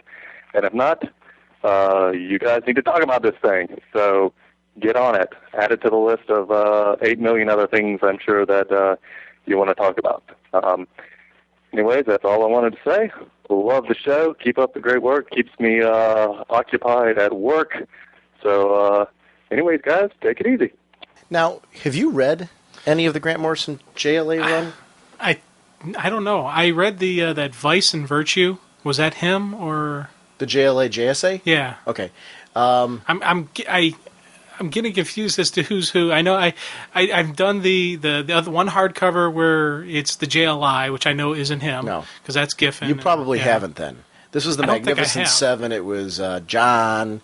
Let's see. It was Kyle. It was Wally. It was Bruce. It was Wonder Woman. It was Batman, Aquaman. No, I have not read this one. They're starting to release, again, the Grant Morrison stuff in hardcovers. They were just released, or it's either just out, or it was one of the pre-orders. I didn't get it because I have the whole run, so I didn't bother grabbing that, but they're starting to re-release it. So, I mean, the only reason why I'm even mentioning that is if you're interested at all, I know for myself it's a lot more affordable if I start grabbing the hardcovers as they come out, versus trying to go back and get like 20 gazillion of them. There is one, it's JLA. The book was called JLA, and there was one, it's either just released or it's about to come out. So look on In-Stock Trades for it. But it's Grant Morrison, it's Howard Porter. It builds onto a lot of themes Grant's been using throughout his superhero storytelling, like in Final Crisis and stuff like that. Howard Porter did the art on the Trials of Shazam, but the artwork it's straight Howard Porter comic book art. It wasn't like the painting stuff that he was doing. And I'm not knocking. I love the beautiful look of Trials of Shazam, but it's not that style. The artwork was great from Howard Porter in this series. It looked really, really great. It wasn't Trials of Shazam 2, just two different looks. It really was the Magnificent Seven. It was pulling your big name characters from the time, and you had the two newbies in kind of Kyle and Wally, taking over the roles that Hal and Barry would have done at the time. But showing, again, Wally was a little bit more established, but the two of them played off each other so well. And later on in the run, they added more team members to it. Oh, I'm sorry, Zoriel, the Angel, eventually joined in on that run as well. So that was where Zoriel came from, because they didn't want to use Hawkman at the time. So they ended up using Zoriel instead. So it was an interesting mix. I can't recommend it enough. It was just a wonderful, wonderful run. But it's one of those you want to read from the beginning. So it's a good way to grab it right now if they're starting to gradually re-release it in hardcover. Grab it at the discount, but do it gradually, because then you'll have to say, oh, geez, now I got to dig up this whole run of this thing. It's a good way to do it. To answer his question about have we done it on the show, obviously not, because you haven't read it. But it's one of the reasons why we're doing this bi-monthly contest thing, and that's ragingcontest@gmail.com. I didn't announce it in the beginning because we're going to be at the end doing the winner. But one of the reasons why we're doing the contest that we're doing now, where the listeners get to pick the segment, is because, like you said, there's just 10 bazillion things to talk about. We're trying to do more Speeding Bullets segments, every episode or every couple episodes at least, to try and get more books on the show, to talk about more of the books, because we're reading so much. But it really is one of the reasons why I'm like, let's let listeners decide on one of our segments every other month. That way we can try to get in some of these special request things. So that's kind of the point of the whole thing. I'd love to talk about that at some point, though. It's one of the many things we put on the slate that we want to do. I want to talk about Mark Waid's run on it, too. Mark Waid did a really neat run on there. And one of the cooler Ra's al Ghul stories, too, was in that one. And it showed, a lot of it was thematically building to kind of the paranoid Bruce that led to Brother Eye and stuff like that. It's just, for a Batman fan, it was just a really cool Batman story as well. So there's a lot in that run to talk about. So, yeah, I'd like to eventually talk about some of that. Jim, before we kick into DC Decisions, which is our next little feature here, one of the things I wanted to shout about the voicemail line, too, is if you have Skype, for those people that you're out of the country and it's a long-distance call for you, maybe you can't reach it, whatever, I don't want people to have to pay to be able to participate in the show. Skype.com. If you go to Skype, download the program Skype. It's free. Dr. Norge is my username up there. You can use Dr. Norge, get to our show voicemail from there. You can leave us a message right from Skype. So definitely consider doing that as a free way. We want our voicemail accessible. So that's the easiest way. So definitely do that as another option. But certainly call from the phone, do it over Skype, whatever. We want you part of the show. And Skype is SKYPE.com. Yeah, thank you. No problem. And Rolaids is ROLAIDS. All right. Our next review is going to be DC Universe Decisions, number 1 of 4. The writers are Bill Willingham and Judd Winnick. Pencilers Rick Leonardi. Inked by Carl Story and Dan Green. Colored by Alex Blaert. Lettered by Steve Wands. Edited by Dan DiDio and Elizabeth V. Gerlin. Assistant edited by Rex Ogle. I wasn't sure what to expect from this, but I really enjoyed it. It was one of those things where I didn't know. I guess my initial assumption was that on some level it was going to deal with our current election situation. Dude, I thought this whole thing was going to be a political commentary about the election, but in comic book format. And I was expecting... It is, though, to a certain extent. It is, but I was expecting an actual... where we would see the cartoon, Obama, McCain, Palin. We would see the full cast of characters, and so when I first started reading this, going, "Wait, this isn't that?" I figured, okay, the characters running for office in the comic are going to be just like ours. They're not. I'm like, so it threw me, and this was one where I was initially starting going, "What?"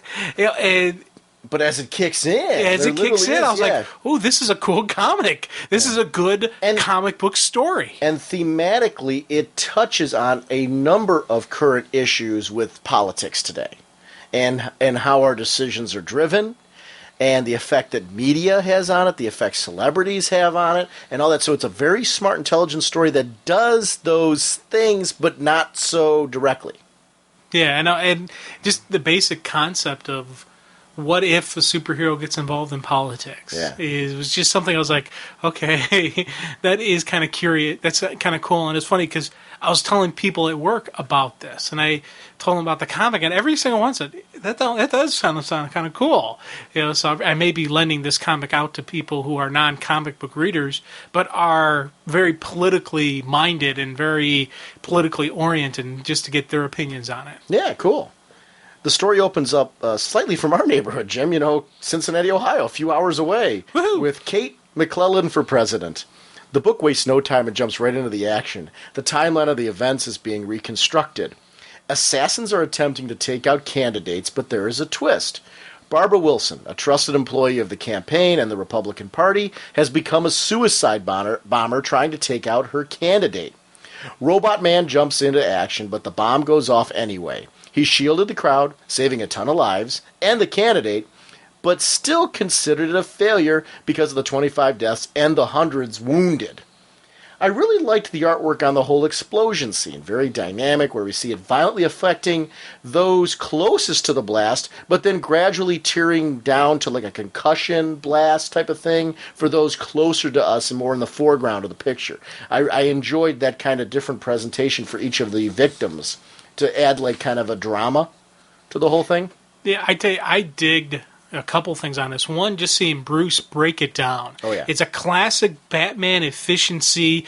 This was, this happened, mistake number one. This happened, this, and laying it out. And I was just like, yes, this is Batman. This is, the detective. But the thing I really cheered for, it cheered in a bad way, but in a cool way, was the Secret Service. Because they gave the Secret Service credit. It wasn't just Robot Man who took the blast. It was a couple Secret Servicemen who sacrificed their lives for innocent people around them. They jumped on the bomber as well, which is what would be standard protocol for the Secret Service. Those near the bomber would jump on the bomber, trying to use their own bodies to shield the blast. Those around the candidate or the president would hightail them out of there, which is what happened. And I was reading this going, yes, this is procedure. Yes, I was just eating it up because this is realistic. This is how it would be. Granted, we have the Robot Man who... Are you saying that the Secret Service are presidential red shirts?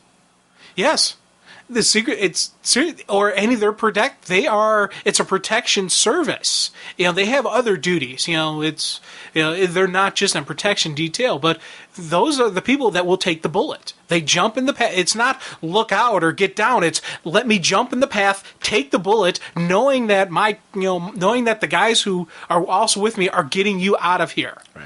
That is just you think which is the ultimate in heroism in its own way. Yeah, it's knowing that you're entering a job where you're going to be putting yourself at risk of sacrificing yourself for the protection of the leader of this country. It is. And it's not even just leaders; it's potential leaders. Sure. Like, yes, absolutely. This candidate is not the president, but because she is running for office, but they are leaders. There's a representative. Yeah. It's the whole. They're not in the office yet. Do you have to be elected into office to be a leader? No, right. But it's the fact that she's going for it. It's a protection of the process. It's a defense, of some of this. One of the true strengths of America is that we are a free election. Right.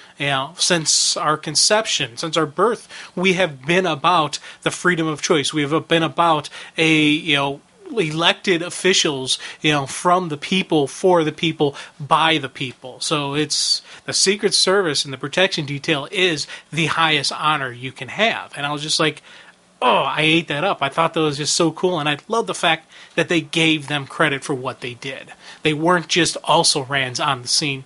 No, they did their job. They stepped up. I like the bits where Superman and Batman talked about the need to get the assassin alive. The intelligence being essential to preventing further deaths. And I liked the twist that she seemed to be under some form of control. That we get that right from the beginning, like, there's something else going on here. The pressure and the stress of being a hero in the public spotlight kicks in here. Heroes are often a beacon of hope, to inspire. Obviously, if you go to these extremes, you are trying to be some agent of change.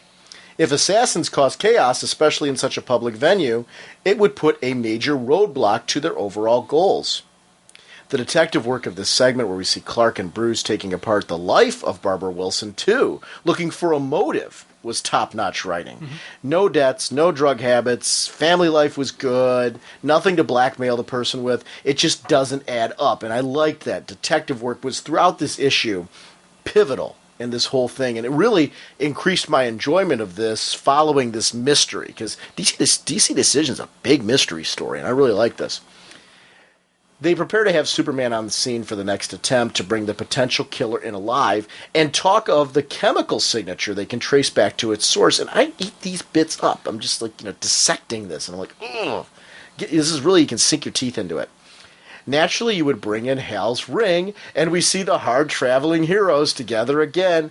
I'm a big fan of tiny details, and Ollie's little comment about non-living things also being a threat during the scan really worked for me. It reminds us that anything can and has happened in the DC Universe, especially to members of the JLA. They learn that there are a dozen or so bombs and all the candidates are being targeted. And I have to say, this wasn't like what I said, what I expected, but that isn't a bad thing.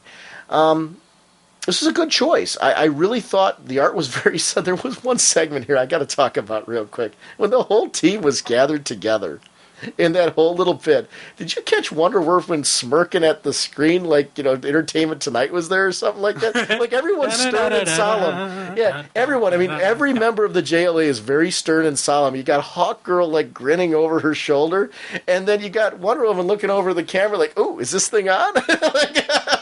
And I'm like, what is going on there?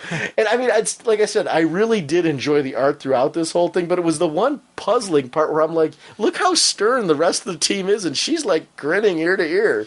I tell you one thing, when Ollie and Hal were going through the warehouse and they're breaking it down, something I did notice, because they said, when they're talking about this mastermind behind us, we have to get him.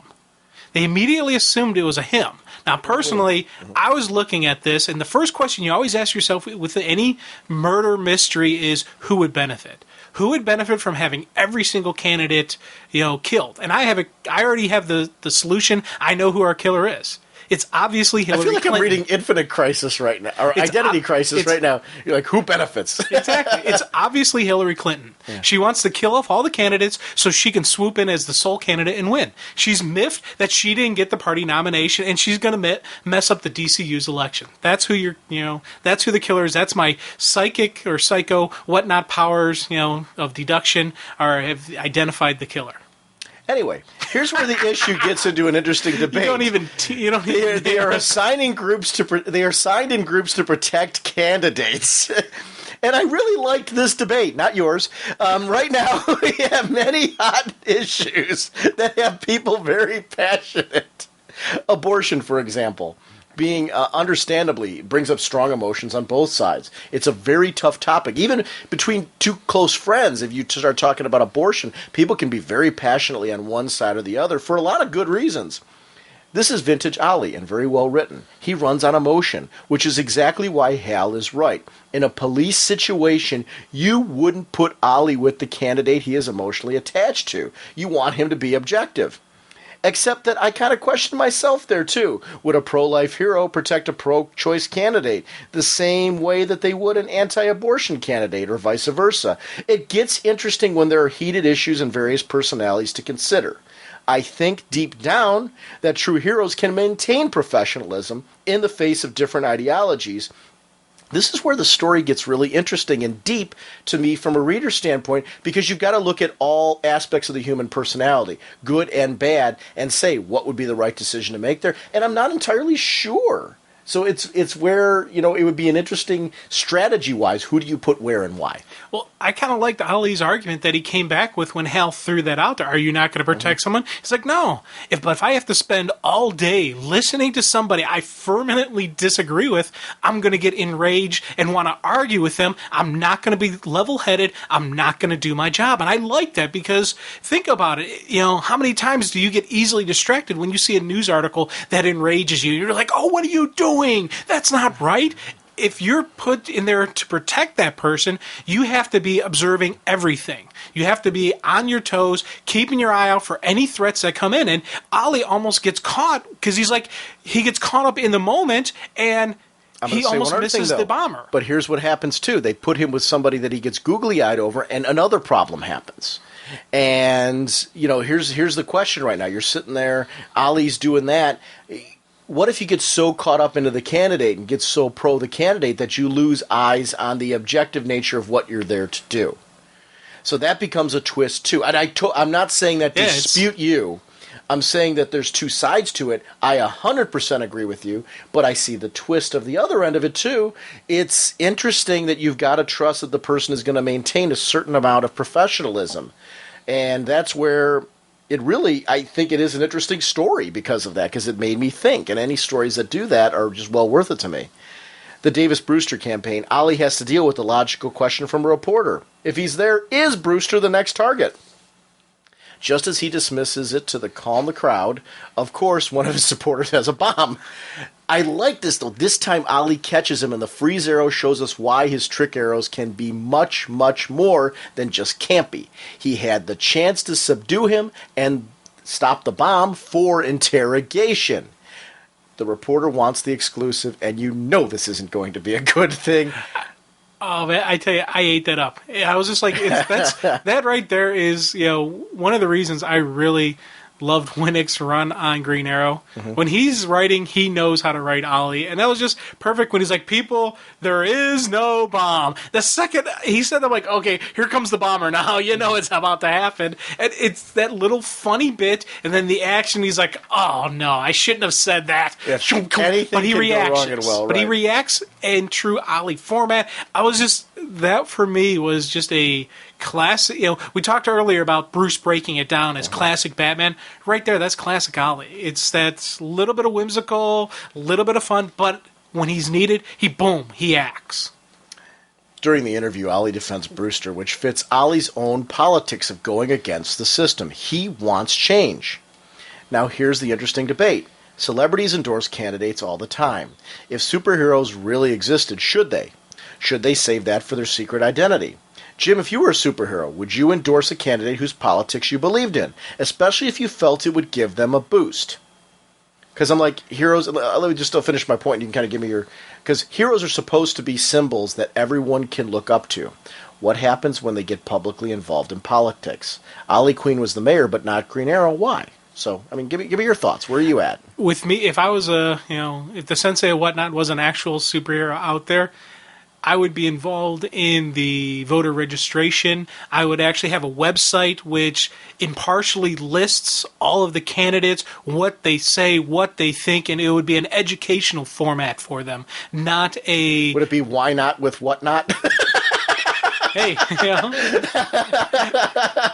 probably something like that, but as a hero, I would not... Sign up with the Sensei. Exactly. Stuff like that, yeah.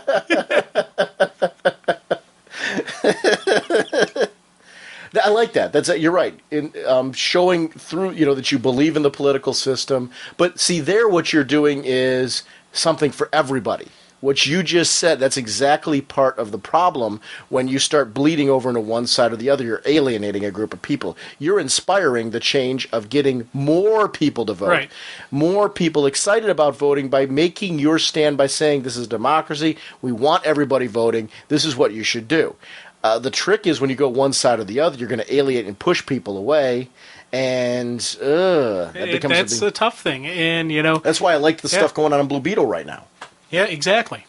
Superman's stance I can relate to. I typically, for myself, my own politics, I typically listen to everyone. I read as much as I can before an election. I'll lean in a certain direction along the way, but I like to absorb what's being discussed to make an informed decision. Like my wife, for example, when we have debates over politics, she already has a firm decision. She knows what she wants. She's kind of like Lois. She knows what she wants. She wants to know my 100% decision, but I'm not there yet. I never really am until I'm there and ready to choose. And I'm not saying that like in the sense it's a whimsical decision. I don't mean it like that I'm going to go there and da-da-da-da-da-da-da-da. If I'm at that stage, I'm not voting for that particular category because I don't feel I'm making an informed decision. I'm just randomly choosing. What I mean is I like to be open-minded straight on through to try and get as much information as I can. Even if I've made a decision in my head like, okay, this is who I'm voting for. I still like to hear the other side because I feel that if I'm really making the right decision for me, I can hear everybody else's reasons for liking another candidate, and that shouldn't sway me. If it does sway me, then I'm not really sold. And that's kind of where my politics is at. So I tend to keep quiet a lot. I went over to my brother's this past weekend, and there was a ton of political debate going on. Very passionate on the Republican side, very passionate on the Democrat side. And it was, really a heated debate. I was sitting there like a sponge hearing the whole thing. Kind of disseminating, I'm making up new words, kind of disseminating what was going on one side and what was going on the other, who was like really right wing and who was really on the left side, and just it was fun for me. I like that kind of stuff because that's where I kind of make my own decision from hearing the passions of other people in the extremes. But I don't know, how do you do it? Do you how do you arrive at your decision? You don't have to tell us your politics no, necessarily, but how do you wind up where you do before voting? A couple things what I do is, one, I look at the negative campaigning. Whoever has the most negative campaigning is doing it because they don't feel they have the strongest position, in my opinion. So if you can't talk about the issues? Right, if they can't talk about the issues, if they can only slam their opponent and not say why you should vote for me, but say why you shouldn't vote for that person, they're hiding something, in my opinion. So that's, for me, is a huge thing to open the doorway. Now, I don't base it solely on that, but that is something that is a opener for me. Can I ask a question about that? Because I was just thinking when you're saying that. Do you think, though, have you noticed we get, obviously, I think everybody can say we get a lot more negative ads nowadays. Do you find that as frustrating as I do? Because, I really want to know where people stand on the issues. I want to cut through all the muckraking, the digs, the name calling, and all that stuff. And it's not blatant, but it's it's always thrown in there in some way, trying to do that. I want to know the issues. I'm an educator, so for me, that's one of the areas I look at first because it affects obviously my career. And everybody, I'm sure, does that to a certain extent. They look at how is this going to affect my job? How is this going to affect my livelihood? All that type of thing. So it tends to be one of the first places I look. Not exclusively the place I look. I look at then the economy and so on and so on. But do you find that it's really hard to find solid, straight answers on where candidates stand on the issues now with the way things are set up? In advertisement, it's impossible. Right. The only way you're going to find an answer is if you look at how they answered a question under multiple scenarios. How do they answer a question in Ohio? How they answer that same question in Florida? Right. How they answer that same question up in Michigan? If you got to look to see if they're sticking to one solid answer for that same question, then yeah. But if they shift their answer accordingly to where they're at, guess what? In and out of debate, in interviews, on their you got to look at multiple you look at stuff. multiple sources too. You can't look at debate after debate after debate, because debates a lot of times they'll do one thing to try and trump their opponent, but then straight interviews are a lot different sometimes than even their website. Yeah, you got to go through it. You have to do some research. You have to spend some time into it, and because this is an important decision. A lot of people say, "Oh, it doesn't matter." There are serious issues that could come out of this, for this country, especially now. We're in the war. We have the war going on. We have some major financial issues, but we also have major domestic issues that have always been getting put on the back seat that need to be addressed. So there's a lot of stuff going out there that it's not just. I want to know where $700 billion is going to come from. Yeah. You want to know where? Open up your pocket. Yeah, I'm a little worried about that. That's this is a mess right now. It's something we should all be. So it really is. This is a very important election, I think, for all of us to be paying a lot of attention on. That's why I'm kind of have I made a solid decision yet? I'm going to kind of take a look at everything, and I want to know all the facts. And I, like you said, I want to see different avenues to this type of thing. So I'm like a sponge. I'm taking kind of everything in. I want to hear everything that everybody has to say, and just really make an informed decision, because it's a very important election. Because the situations we are in right now are not going to be resolved in 4 years. They aren't. No. And we have to all be realistic about that. No matter who we vote in right now, but the person who we elect in right now is going to be part of a team that need to set us on the path to get out of that. And here's the other thing the big thing for me is the problems we have now will not be solved by one political party. No. It will only be solved by America. Not the Democrats, not the Republicans. So we need to start, the two parties need to put a lot of stuff aside. They need to step up and say, hey, this is what's good for our country. And that's right now what I'm looking for. Mm-hmm. Cool. Sprague claims not to remember what happened, and this leads to a huge potential problem because over 300 villains can manipulate people in that way. Again, well thought out mystery. When we hit Brewster's office, of course Brewster would want Ollie on board. It's smart politics. This bit was great. Get the campaign reps together. Get Ollie to fully endorse him. Use that to put himself on the map. It's smart campaign strategy.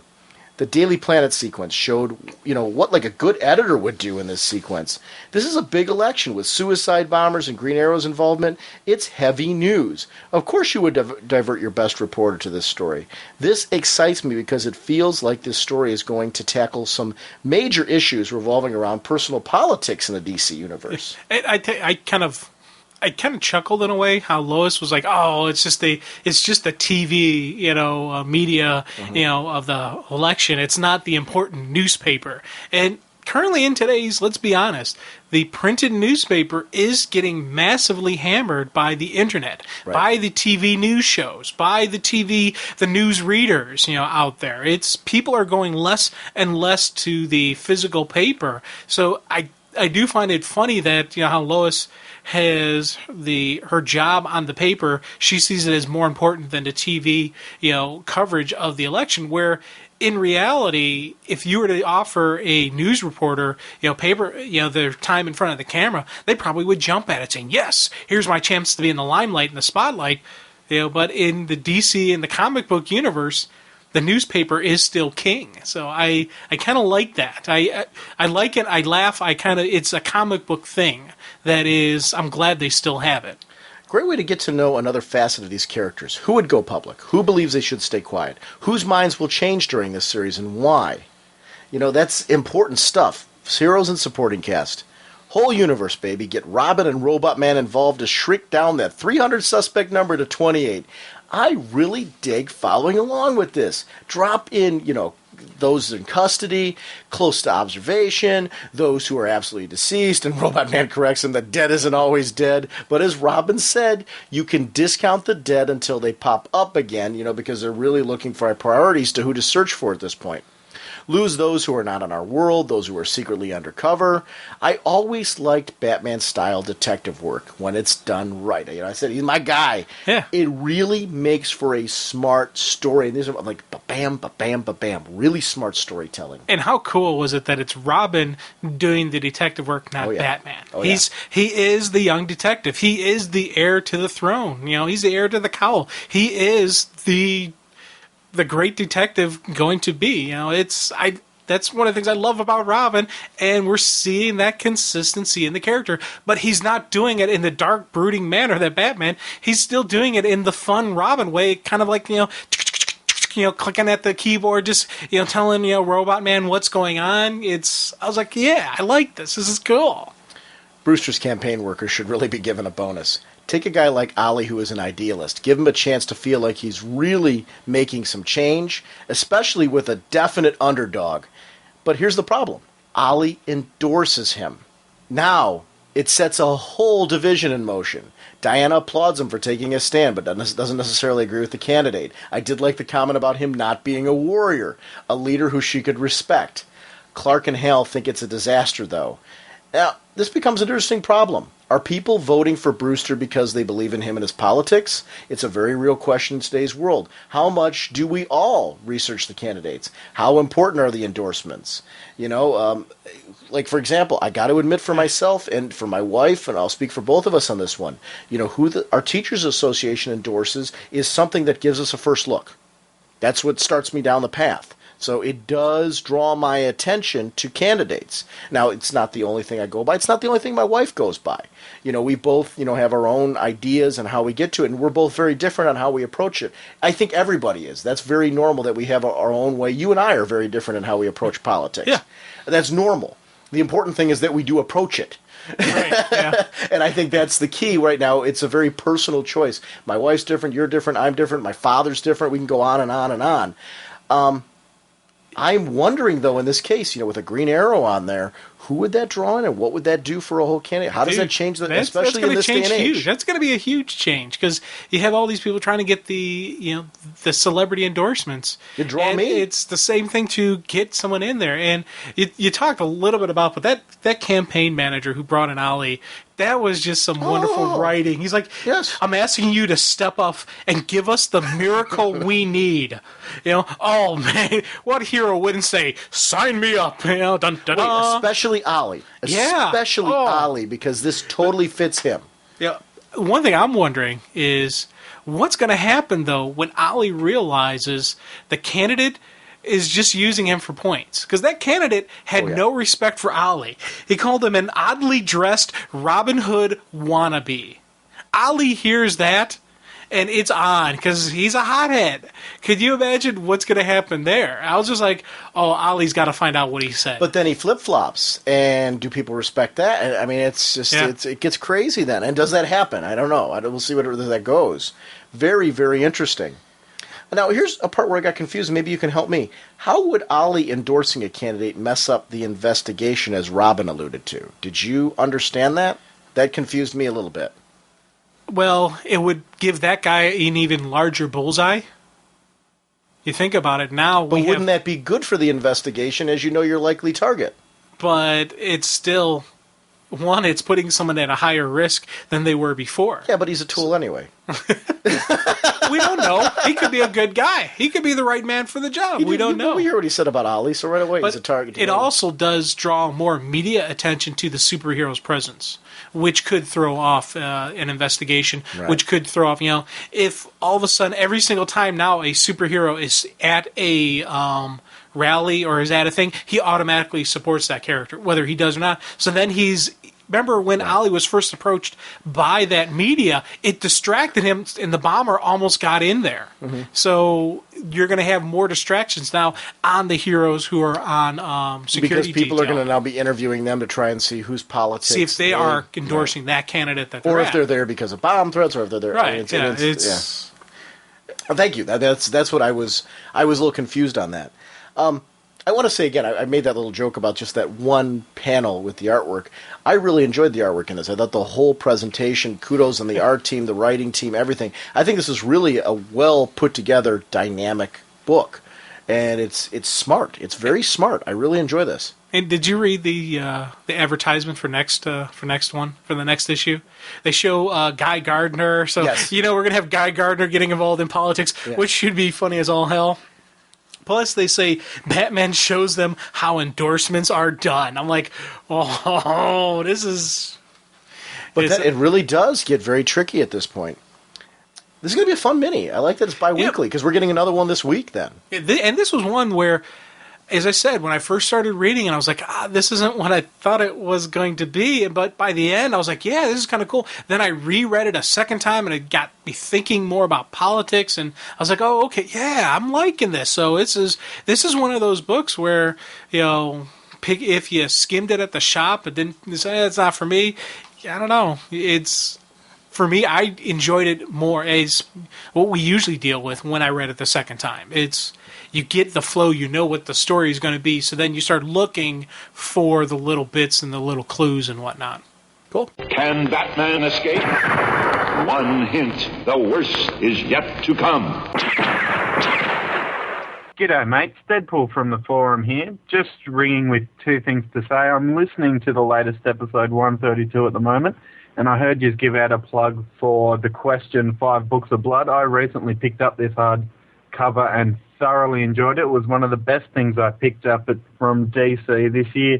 And the other great thing I picked up from DC this year, which I want to talk about because I haven't heard anyone else talk about it, which, it's coming from DC guys, a bit lacking, and no one on the forums talked about it. What surprises me even more is that it's actually a Jonah Hex product.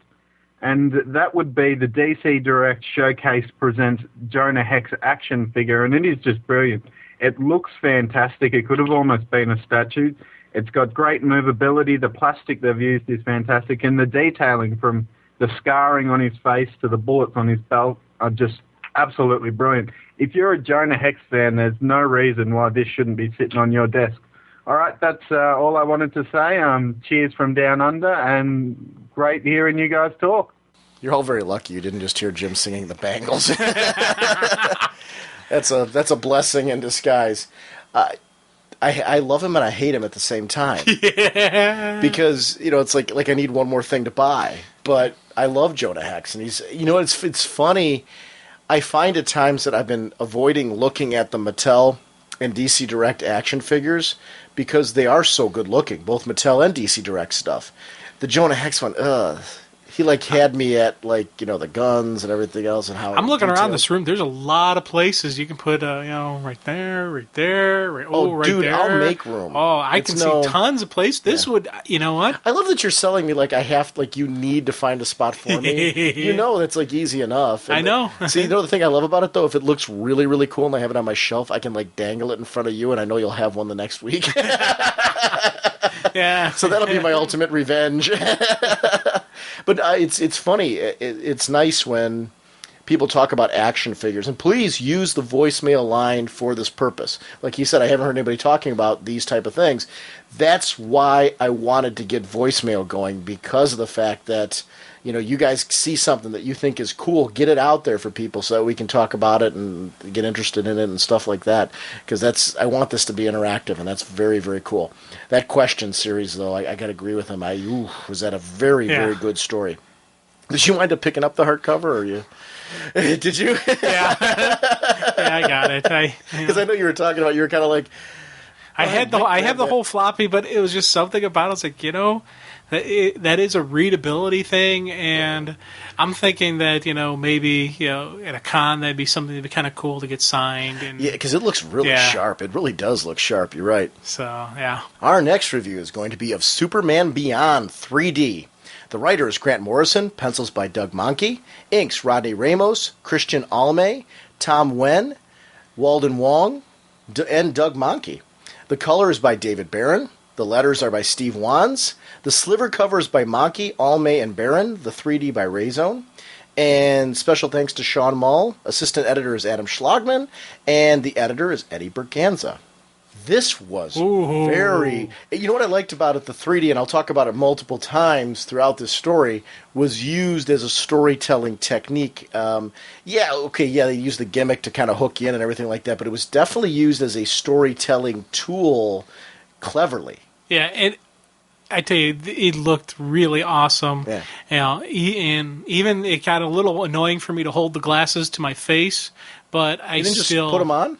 Well, when I wore them, I was getting vertigo for some weird reason. Mm-hmm. I don't know why, but holding them up to your face didn't give you that? No. Really? I could hold them, so I was kind of doing the opera glasses type thing where, the monocle? the monocle, not monocle, glasses, right. both of them. But, for some reason when I actually wore them, because I made the little glasses, I put it on, and it was hurting my eyes, and I don't know why, so I had to hold them. I just find it interesting that holding them would be a different experience for you. All right. Yeah, I don't understand it. It's one of the mysteries of whatnot.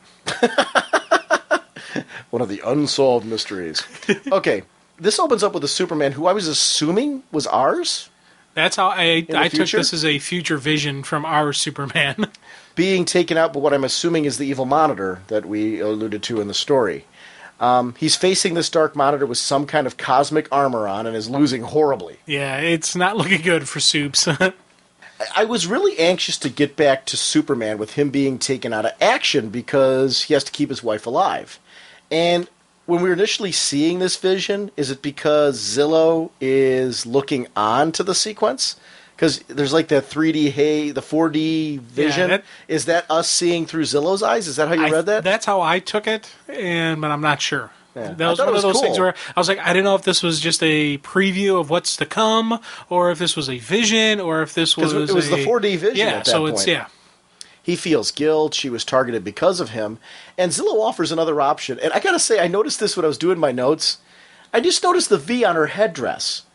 We were like wondering, because remember you and I were chatting, we're like, well, is that Zillow, is it not, or all that stuff. It's right there on the headdress. Yeah. A big V right there. You would think I would have known this. Really sharp looking 2-page spread. I loved the whole look of the bleed from behind her. Gotta say, this whole visual experience was very pleasing from the various art choices, both in the 4D and without, because it was really a compelling storytelling because of it. It just looked really sharp and dynamic. The colors were vibrant. Imagine someone you loved relying on you so heavily that your presence was keeping them alive, their heart beating. Could you devote yourself to that? For how long? Would you become really good at Xbox? These are all questions that I had while reading this.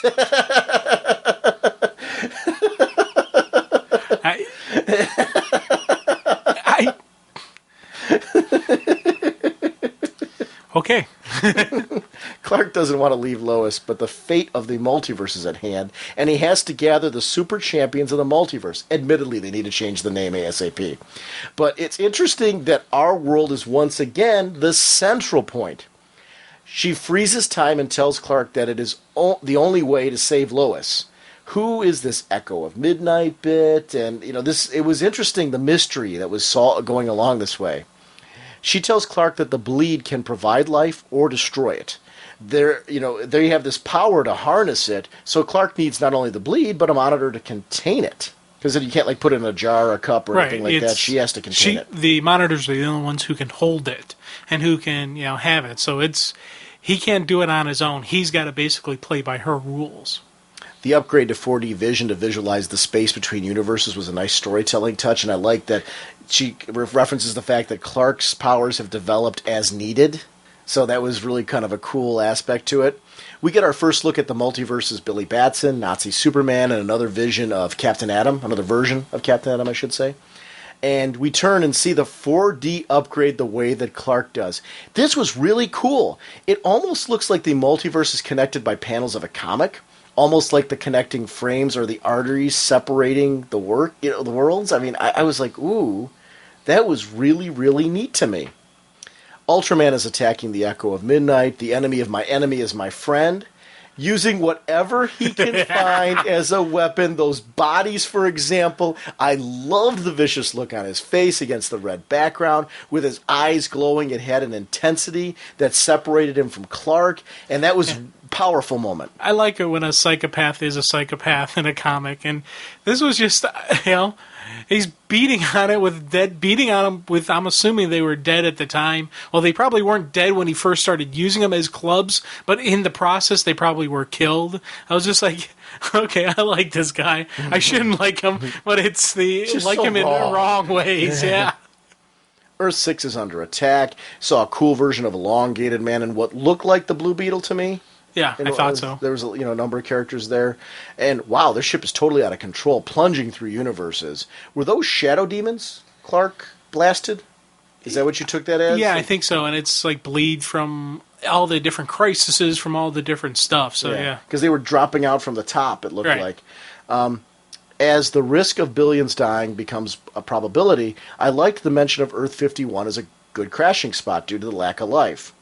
Earth 20, I want a story there. Classic car with Lady Blackhawk and Dr. Fate popping out. Sounds really great, like for an adventure drama story set in that era. Earth 17 looks like the home of the new Wonder Dog. I don't know for sure, but it was... Earth 51 was something I was really glad to see. We got an explanation for the Graveyard Universe in Countdown. Could you imagine appearing on a parallel Earth without any life? What would that be like? Why did that end like that? Especially when you see how close a lot of them are to our own world. Imagine arriving at one that was completely decimated. They say that I don't want to know what happened there, but then there's part of you that would want to know because you don't want that fate to befall your own world. So now here's an interesting twist. While Ultraman, Captain Atom, and Clark are arguing, it's revealed that the ultimate prize was promised to all of them. But Ultraman hints that it might only be one prize to share. I like this. This was a good use of Ultraman because it's...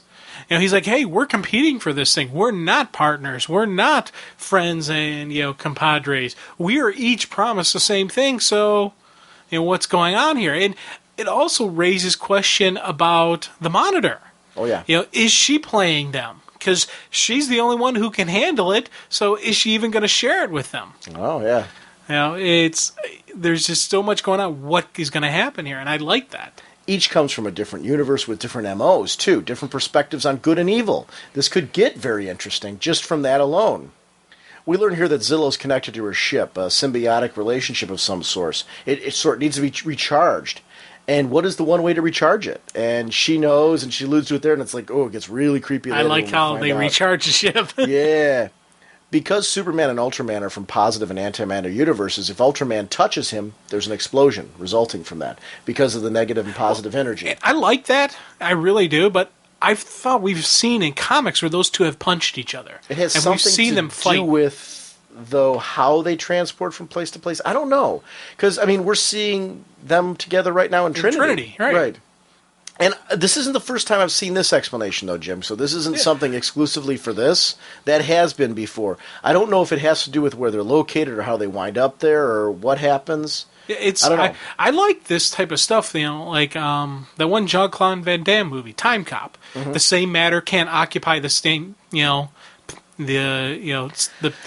two people from different times can't occupy the same space at the same time. It's, there's that whole... Well, the same person. Yeah. It's a paradox. Well, Ultraman isn't really the same person here, though. They're different types of matter. It's similar. It's similar. It's not They're almost exact. opposing types. Right. It's kind of similar. There would naturally would make sense. It'd there be would like be a what, reaction. not, and not what being in the same room. Right. God help me. But hey, you'd get double the magic. Oh, wow. You know what? Sometimes there's too much of a good thing. Never. As we're discussing this, though, interesting listeners out there, if the history of Superman and Ultraman, I've read multiple stories where this has been referenced, where if the two of them touch. But then I've seen multiple stories where they can. And I don't quite remember. I know there's been explanations as to why it works sometimes where they can beat on each other and other times they can't. If anyone can reference, and in current continuity, like what's currently going on now. Because a lot of times, we can go back to like original appearances and things like that, but things have kind of changed since then. Although a lot of the Silver Age stuff is back in style now too, and counting. So yeah, any history that you've got of these two that can explain when they couldn't touch each other and when they were able to, and why there was the exceptions, I would love to have a reference point on that. So interesting. It's driving him nuts that his intimidation isn't working, so he pushes harder. That's Ultraman's thing. It's just driving him nuts. And it's great to see Captain Marvel through Clark's eyes, and that Earth 5 would be vastly different than our Earth to maintain the classic Captain Marvel. That kind of little reference point. The Nazi Superman talks about each universe vibrating at different frequencies in German, which is a nice nod to the classic Barry Allen. I actually went to Babelfish and translated the German in the couple segments where he was talking it, just to kind of get a vibe on what is he talking about. And Overman has the same costume that the Exiled Monitor was drawing earlier in Final Crisis, which was kind of an interesting little twist here. They come upon Merryman in Limbo. The inner fears of this being the path upon death would freak me out too. That you would wind up in a place like this where you just don't care. Ambivalence. Eventually you're there too long, you forget who you are, and then everyone forgets who you are. It's C.S. Lewis created A Magician's Nephew. It was the last book created, but technically the prequel to the whole Lion, the Witch, and the Wardrobe thing. And in that story, the kids would put on a ring, and they would wind up in this woods between the world, and it was so peaceful there that you would lose yourself there and eventually forget who you are and everything and just dwell into the pleasantness of the place. This is a lot like that. It sounds all great and fine, but to lose your identity and who you are is a real interesting situation. So one of the nice things about faith and religious belief is that we don't actually have concrete physical images, just interpretations of religious writings and stories. But to actually comprehend and understand it is a theme here that you start to see them comprehend things that are larger than them, that are bigger than the universe, and how that becomes overwhelming in a variety of different ways to a variety of different characters in this story becomes a theme. Like, how much is too much to understand and comprehend? When does faith need to remain faith, and when does it need to be completely discovered and understood? It's an interesting little twist on that whole mythos that I think applies to a lot of different religions. Imagine you are faced with Limbo for real, and it's this guy. Oh, dude, man. Oh, no. Oh, hell no. Eternity with this dude. Mary Man? Okay, that's... Open up a can right now. Yeah, just like, what? Yeah, I'm taking over. Sorry, dude. I'm running this now. Yeah. Limbo has a Congo line now. It's time for a new king. Yeah. Was that a Starman in the background? Did you see the big star on the one guy's outfit? I don't know. It could be. Yeah, And I was looking at some of the background, see if I can recognize anybody, and I couldn't. So if there's anybody who did recognize some people, throw them our way. That'd be kind of curious. Limbo is affecting them, though. The Nazi forgetting his connection to the tech in front of him. Billy forgetting how the shard of the Rock Eternity came to be. The danger goes further as the people that know them would forget them the longer that they're in that place. And that's really creepy. That would be torture and a huge fear. Imagine not only being trapped in limbo after death, but knowing that no one remembers you. You know, we all work to leave our mark, but what happens if no one remembers the mark that you've left? Yeah, and I like the fact that Clark starts getting a little bit worried about Lois. Oh, yeah. Because if they forget about him and if he forgets about her, he has failed her and she's dead. Yeah. So he's like, I can't stay here. I got to fight on. I have to, rage on. I have to be Superman. And I was like eating that up because I'm like, oh, yeah. Clark ain't forgetting anything. This is gonna be a Superman moment. This is gonna be a dun dun dun dun dun moment coming up. If not this issue, I knew it was gonna happen by next issue. So yeah, whatever that's gonna be. There's gonna be. It hasn't been solicited yet, has it? No, I don't think so. Our Limbo guide really doesn't want them to find the book, obviously because it would lead to their escape, which goes against the principles of being stuck in limbo. Yeah. It's only in comics is there a book with an infinite number of pages that a ship can download to repair itself. Clark using his knowledge of Billy's powers to help get the book out of there was a fun moment. I do enjoy when these two powerhouses of goodness team up. I like those little moments. There's something about them. It's just like kind of, yeah, cool. Something's going to happen. We see what I'm assuming is the beginning of it all. The Monitor alone like a god there. Perfection, but what happens when perfection thinks or dreams up something? Even the smallest concept that deviates from its perfect calm. An idea breeds like more ideas. Those ideas and concepts contradict each other. Sometimes, would that lead to like a multiverse at that point? I kind of took it as you had this Monitor, this entity who basically got corrupted, if you will, by people, by the heroes, by their differences, by their flaws and their imperfections, kind of shifted them and put them in a hizzy and a tailspin, which started forming multiverses. Yeah, because, contradictions on some level, because it seemed to me like there was nothing there except the Monitor. And then some, independent thought or flaw. Or was that the creation then of the Monitors?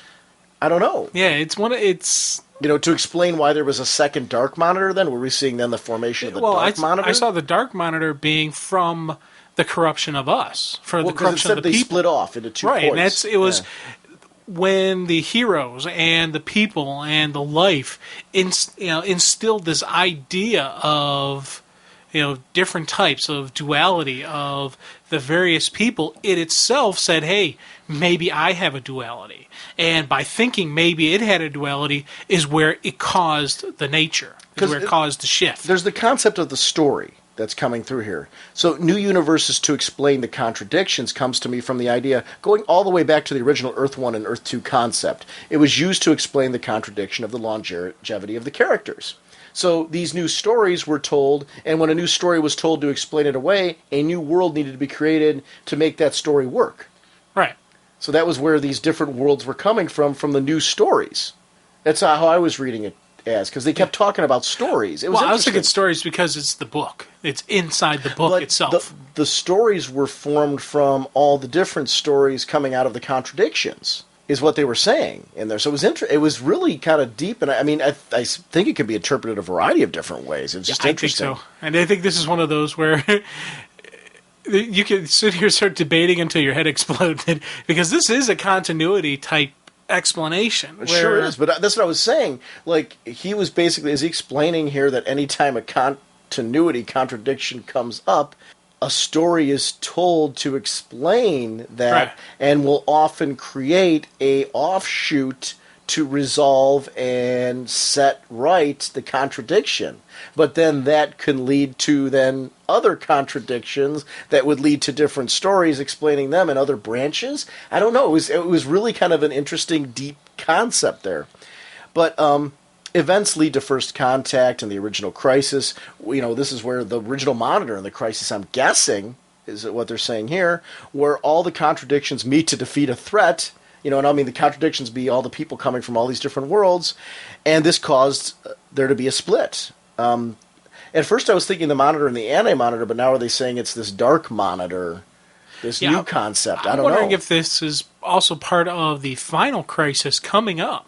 Well, I think so. I think it is. So I think, once again, it makes me wonder, is Darkseid the sole force behind the Final Crisis? Is the Dark Monitor also feeding into this? Maybe the Dark Monitor is...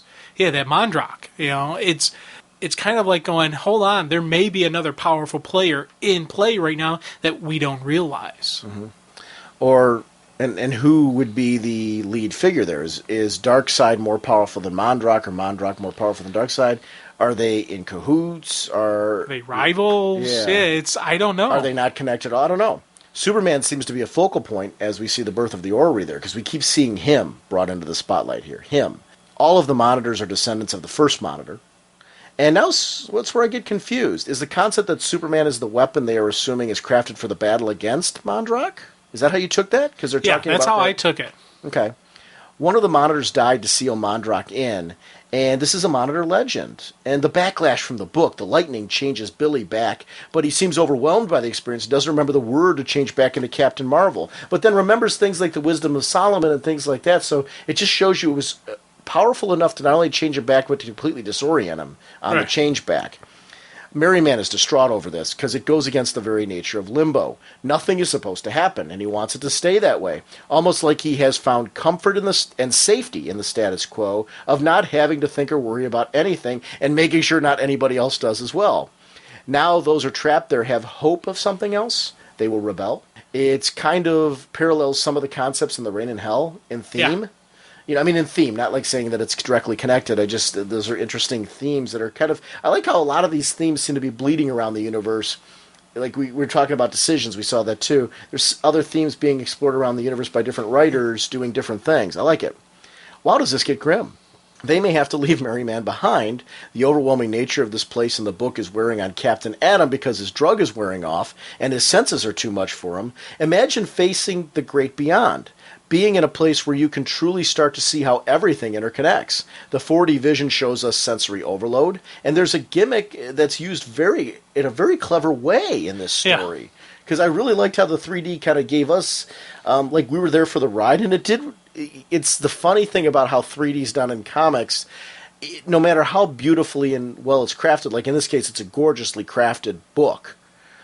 It's still, like you were just talking, it's funny, your disorientation fits what was going on in this. Can we as humans truly understand God or the concepts of something beyond our universe? What would it do to us?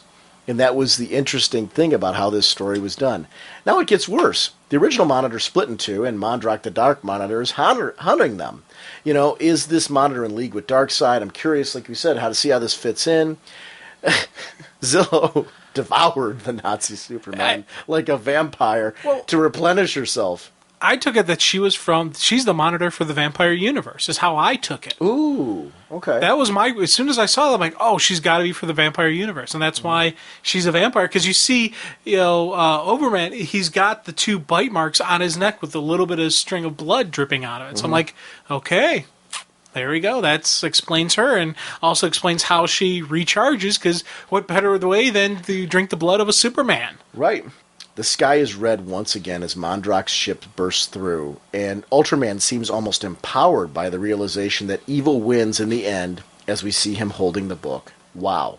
And it's not a delay. This book is scheduled to be something that comes out a little bit later than everything else. I think because... here's my theory, and this is based on just my gut guess, that in the end of this, Clark will read the book and figure out the way to stop the Final Crisis, because the book has everything in it. So he'll learn something from it. So they can't release the second issue until the Final Crisis story has played out to the point where it looks hopeless, until the point when Clark returns back to the story arc. And that's what I think. And especially as soon as I saw the book with all the knowledge, I saw the Ultraman holding it going, yeah, haha, this evil wins. I'm like, that's got to have the clue into the Final Crisis.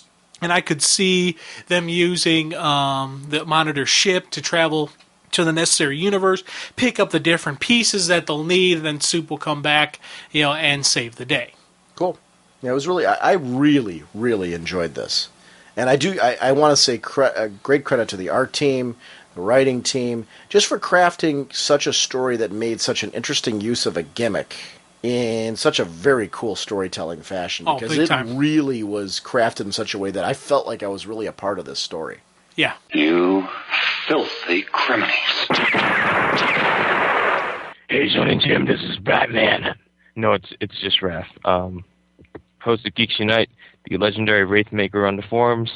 And I just want to, first off, congratulate you guys on your voicemail line and all the success you've had with your podcast. 132 episodes, 9,000 hours. I mean, that's an amazing accomplishment. And, I heard Ziggo on the other episode say that he started because of you guys. Same here, I wouldn't be listening to podcasts if it weren't for you guys. I wouldn't be doing podcasts if it weren't for you guys. So thanks again for all the great stuff you do. Even if you do hit the 4 and 5 hour mark more than you do the 2 and 3 hour mark nowadays, that's fine. I fit you guys in whenever I can. All right, so you guys wanted a review. I'm simply going to say this, that Batman R.I.P. is arguably the most fun I've had with Batman in a very long time. If anything, the Raph Radio is evidence of that. It's Morrison is taking Batman and he's just destroying everything that he has held up these past, however long he's been Batman, however long he's wanted vengeance for his parents' death. It's amazing. I mean, yes, it plays with his history. It does mess with the continuity and canon, and you know what? You have to do that sometimes, because you know what? We all create our own continuity and canon, and you need to just have fun with it. If you don't have fun with it, then maybe it's just not for you, and that's fine. I mean, for me, when I started out with Superman, my Superman was not the John Byrne reboot or the Neil Adams from the covers in the 70s or Kurt Swan or anything. It was Christopher Reeve, and I eventually made the comics into my continuity. So really, I think that Morrison's a very love or hate creator, and I do love him. So I mean, maybe he's not your cup of tea. That's fine, but it's a really good storyline. Yeah, well, guys, keep on raging, and I will, see you guys again at another convention, or, maybe we'll finally do another Geeks Unite Raging Bullets crossover. All right, talk to you later, guys. I totally agree with his sentiments as far as Batman being just incredibly interesting. I would say not just R.I.P. in the main Bat book. I would say all the Bat books. Yeah, the Detective is some cool story arc going on right now. Batman and the Outsiders has been incredible. Issue number 11, for example, with the whole team dealing with Bruce's absence. But that, again, we're seeing here a Batman who seems to have been aware of what was happening to him. So I think we're going to see something really cool out of this whole thing, because what we're seeing right now with the whole Zen and is, he's created his own personality in there to counter what they were doing to him. Yeah, I took this as this was his plan. This was part of a plan. He figured someone would try to do exactly what was done to him, so he's going to be...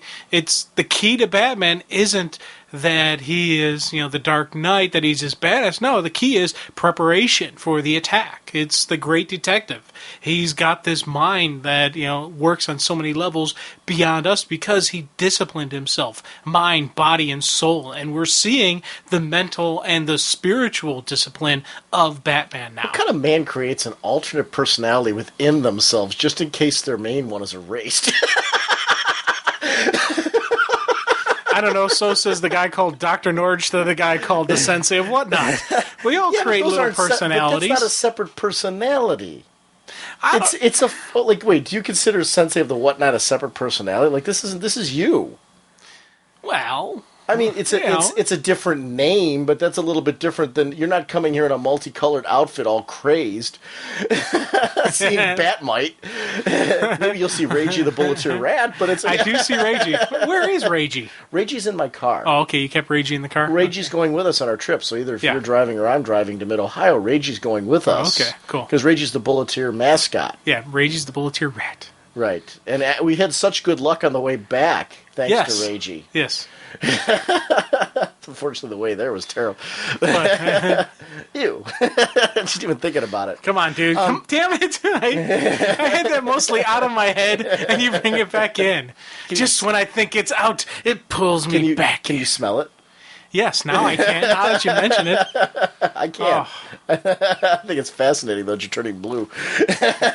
Serenity now. Sensei Smurf. You know what? La la la la la la la la la. You're the what naughtiest Smurf ever.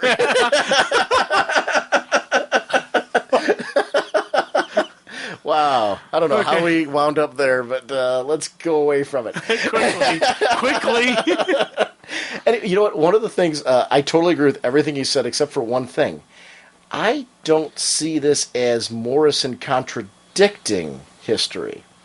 I see a lot of this as misdirection, left hand, and I might be wrong here. So it's kind of interesting. I think we're all kind of, because it's a mystery right now. So I will say that. I'm contradicting him, but that doesn't mean that I think, like, what he's saying is totally out of the realm. In my eyes, what I'm seeing right now is, though, a lot of this is being done by the Black Glove to mess with Bruce Wayne and Batman in every way possible, to destroy everything that makes him who he is. Not just destroying him as a person, but to erase the good name, to erase that history. But that doesn't necessarily mean that what they're saying, any of it's true. About Thomas Wayne and Martha Wayne and Alfred and all that stuff. Yeah. How does that all have to be true? Maybe some of it is, maybe not. Who knows? We're going to find out of all this. I think it's interesting, though. I do see this, though, just because Morrison, especially after All-Star Superman, has been so good at capturing the essence and the root and the core of what makes these characters who they are. I think coming out of this, we are going to see a Batman that's not a contradiction of who he was before. And I'm not saying that's what Raph's even saying there. I'm kind of just adding in my own thoughts on where I think this is heading, so let me clarify that, because this is I'm drifting off now into a different direction. I've noticed. Us drift? Yeah. No. Never. So I want to clarify Not that, us. though, so because he's not really saying this. But at this point, what I'm seeing this as, we are going to see a Batman that is right to the central core of who this guy is, in your face. Because the Batman who's in Final Crisis right now is the one that comes out of this. We know that Final Crisis takes place after. Right. They've RIP. already said that, so yeah. So, I mean, this is going to be... I'm very anxious. I can't agree with him more, though, in the sense that this is an exciting story. It's a compelling story. He and I are so totally on the same page there. It's interesting. I actually loved it. It's funny, after hearing him talk, I'm like, boy, it'd be fun to sit down and the two of us just to chat and kind of, trade off our thoughts on where this is heading and, pull our ideas together. And, I know we'd wind up somewhere in the middle, which is kind of the fun of all this. But I'd love to do another episode of Geeks Unite. Actually, we haven't done anything with them since our little Lone Ranger episode. We got Comic Timing that we want to do something with. You know what the problem is? I wish we were independently wealthy so I could do all the things that I want to do right now. Because they're great guys, and I can't recommend Geeks Unite enough as a podcast. They're nice people and good friends, and definitely wonderful podcasters, and I generally enjoy seeing them. That's actually one of my regrets with the Super Show, is that we didn't have more time there. Next year, we're definitely going to go out, I think, the day before. So that I'm flying, dude. I'm flying, yeah. Good. I'll need you to pick me up at the airport. I'll drive, because I want to hear exactly everything that happened to you along the way. All depends on what the prices are like at that time. Anyway, thank you, Raph, as always. Our next review will be Legion of Three Worlds. Issue number 1. The writer is Jeff Johns. Pencils by George Perez. Inker Scott Koblish. Colors by Hi-Fi. Letterer Nick Napolitano. Assistant editor Adam Schlagman. Editor Eddie Berganza. Cover by George Perez with Dave McCade. And the silver cover was done... The sliver cover was done by George Perez and Hi-Fi. I thought this was going to be one where I could just keep my mouth shut. I looked at her, I'm like, oh, let it go. And it's like, the silver cover? And I'm like, no, there's slivers. Remember? Because it's kind of like that sliver in the middle.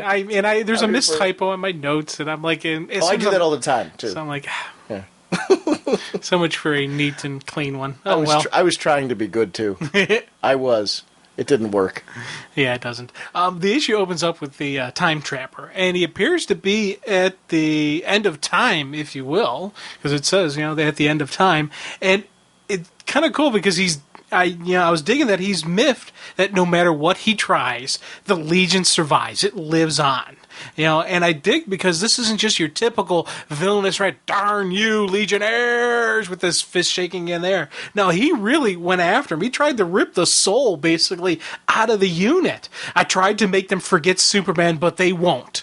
So I need to use that. I need to use this boy. This broken boy, this boy of broken dreams and blood and rage. And I was just like, this is a dude who's, he's not just going to give up. He's not just thinking, this is a nasty dude who's not, it's a sworn hatred towards the Legion. It's a sworn to their death and destruction. And I don't really know much of anything about this guy, but just this little bit with the Legion. I could tell that this was a long time running villain. Just you could see the hatred in one panel. He's like, I'm not going to stop. I must destroy them. And it was just some really cool artwork. They show him with all like the bugs and all that stuff. The cockroaches that he was calling the Legion. Yeah. I was like, I was just like, okay, yeah, this is kind of cool. And it just is a very compelling piece. Yeah, and I like how this builds off of the Legion story that was running in Action Comics. Right. Again, this is definitely a direct tie-off right off of that.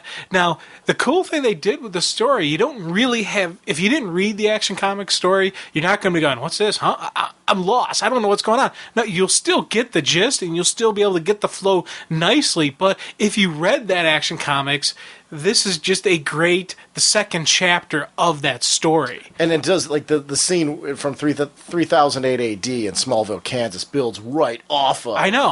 That storyline with Earthman, and still seeing that at this point in time, people still have sympathy towards him. Yeah, because this is Smallville, Kansas, characters who look an awful lot like Jonathan and Martha Kent sitting around the dinner table discussing about these aliens that have invaded their world and how that poor man, Earthman, was persecuted. Now, Earthman's the main villain from the Action Comics Legion story arc. He basically kind of twisted the legacy of Superman, saying Superman wasn't an alien, but in fact was a human on Earth who hated aliens. And it got the whole planet Earth really an anti-alien sentiment that, is still being felt on Earth. And to see, of course, the birthplace of Superman have such hatred towards these aliens, I was like, I like this, man. This is kind of a cool, play off of it. Especially, there was a scene in the Legion story, the Action Comics story, where an alien landed in a farm, and I think it was in Smallville, but I'm not certain, where these farmers find this little alien baby, and they just blow it away with an energy blast. Similar to what we see in this one, with the Die You Alien Scum, what they were trying to do to Prime. Yeah, and it's basically a recap of that kind of story, where this farm couple runs out as this boy that the Time Trapper was talking about, which obviously is Superboy Prime, thrown forward in time to Smallville in the future. And I love that because, as he runs up to him, die, alien scum, blasts him with an energy rifle, and it looks like, though, if you take a look at the way the time's going, Jim, it looks like they're pulling him from the far future. So he was actually blasted to the far future, and they're pulling him back. Because take a look at the time. It's actually counting down 8600 AD, 4247 AD. It's going back. So he was actually flung into the he was blasted into the far future. Okay, I did not catch that. Yeah, so Prime was blasted to the end of time. Time Trapper's yanking him. And pulled him back out of oblivion. Ooh, okay, that's cool. I did not catch that. Well, we know what's going to happen when you blast Prime with just a simple laser. Come on, but... as I said earlier, where I like seeing sinister villains be sinister, and Prime just, he really likes that heat vision. He likes burning people real good, but just the look of, terror in the farmer's face, the look of rage in Prime's face as he's standing there. He's got that S carved into his chest, which is like the bloody scar that he did at the end of his little merry run that he had. But to see the original Crisis artist dealing with him now, with George Perez on him, right? I mean, this is really cool. And I mean, that wasn't very nice. Now, I'm not going to be very nice either. Yeah. This zap. And I like the farmer. He's like, it's Superboy. He's like, when are they going to learn I'm not Superboy, I'm Superman? And you continue on with just that standard Prime rage, and only for him to fly up and see, wait, I'm in Smallville. Wait, this isn't the normal Smallville. What's going on here? And he starts flying around and exploring, and he immediately realizes, oh, great, I'm in the future. Robots, stupid robots. And you see kind of that whiny Prime. And at first, I was like, come on, don't go that way. There's a lot of people complained about too whiny of a Prime, and I always liked that rage-driven Prime, the fierce, monster that Prime can be, and we kind of start getting a little bit of a hint, which quickly shifts. And that's one of the things I really loved about this issue was by the end of this issue, we're not seeing the whiny Superboy Prime. We're not seeing the raging kid. We are seeing a monster. We are seeing a true force of power and evil, if you will, or force of blind rage is another way you could think of him. And it's a really just cool evolution of the character in one comic. Now, we've seen him multiple times, and each time I'd like to think there was a little bit of evolution from the guy, but for me, this comic was a real evolution of him, and that was something I really ate up because I love him as a villain, and I'm really curious where this is going to go, especially the way this issue ends when we get to that soon enough. But currently, right now, Prime is in the Museum of Superman. And I tell you, I love this museum. It was so realistic for me. Now, granted, we're talking about a Kryptonian who has superhuman powers, and this is the future, so how realistic can it be? But if there was ever this type of museum that actually existed, this is how I would want it to look. This is what I would imagine it would be. It was just this... I want to go to this museum. I know. I want to... Yeah. And I tell you, if someone were to make it, I would travel and I would go there, even though we wouldn't get the cool special effects that they have in this future. Just for... even if these were wax statues, I would go for it just because this is just a really cool layout. I was like, I like this. And I chuckled when you see who your personalized guide in the museum is. It's a holographic image of none other than Superman's best friend, Jimmy Olsen. And I don't know about you, but as soon as I saw Olsen, I'm like, oh yeah, Prime's going to do something to this guy. I don't know what he can do yet, but he'll figure out a way to just knock his block off because I can't see Prime putting up and dealing with that much of Olsen's "hey buddy, yeah" kind of attitude. Of course, especially we're in the Hall of 1,000 Olsens. Yeah, you go. And first, let's show you my hall. No, shut your hole, Olsen. Bam! As he tries to punch the hologram, but. Really funny is like, by your line of questions, I think you've seen enough of me. No, he's sick of you, Olsen. But I like that. I was like, just little stuff like that made, the comic a funny bit. It was a funny read through, even though we got some serious nasty stuff coming up. It's the chugga chugga. It's the setup going towards the story. You need to see the wacky Hall of Olsen. You need to see him start with his explanation on the origin of Superman, and you see just Prime kind of like the disgusted look on his face. You have them all fooled. Otherwise, you won't get the chugga chugga. Right. You need the build for the crescendo that we get at the end of this issue. This issue has such a cool payout, and part of the reason I think it has a cool payout is because of these light, soft moments like this, where it's a nice, friendly thing where in the back of your mind you're thinking, oh yeah, Prime's not going to like this. He's not going to deal with this well, this honoring of Superman, who he sees as the failed Superman. He's not as good as I could have been, not as good as I am. He's not as powerful as me. If if it was my Earth, my Earth was the perfect Earth. This guy is just a fake fraud, whatnot. And I was just like, oh, you see the disgust and the look on his face. And that was something for me, just the artwork, like whether it's the scene of Superman breaking out the chest with a grin on his face. Wait, and the iconic nature of that with the chains. I mean, we've all seen some form of picture of Superman bursting out of the chains, but it is something when you see it, it just gives that compelling, he's the Man of Steel. It's, ugh. And right as that's going on, we see the look of disgust on Prime's face. And you see that, it's not the whiny, this stinks look. It's a literal, if you could read his mind, you would, know he's saying, you're fake, you're a fraud, you're nothing. You've ruined, my life, you've ruined everything. And you can see that just in the eyes, just in the facial expression. And I was just like, oh, that is some cool stuff for me. Then we get to the Legion part. Oh, especially, it's the new costumes, especially, dude. Yeah. I mean, just compelling to see those new costumes. And here's the interesting part. In this, with the fact that the Legion were, basically outcasts, considered criminals at this point in time, it's interesting that in the museum they have them there with the updated costumes. Well, I would say it's...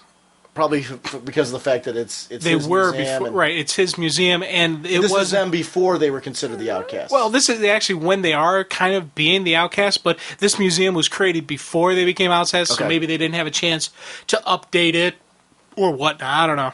Because this is after... I don't know. Yeah, that is an interesting, because... Because it is their newer costumes. Yeah, and if you take the action storyline, they were outcasts so why wouldn't have... the Earthman gone through and redone the museum. Yeah, I don't know. It's interesting. I do like that they go through a little history of the Legion as well, though.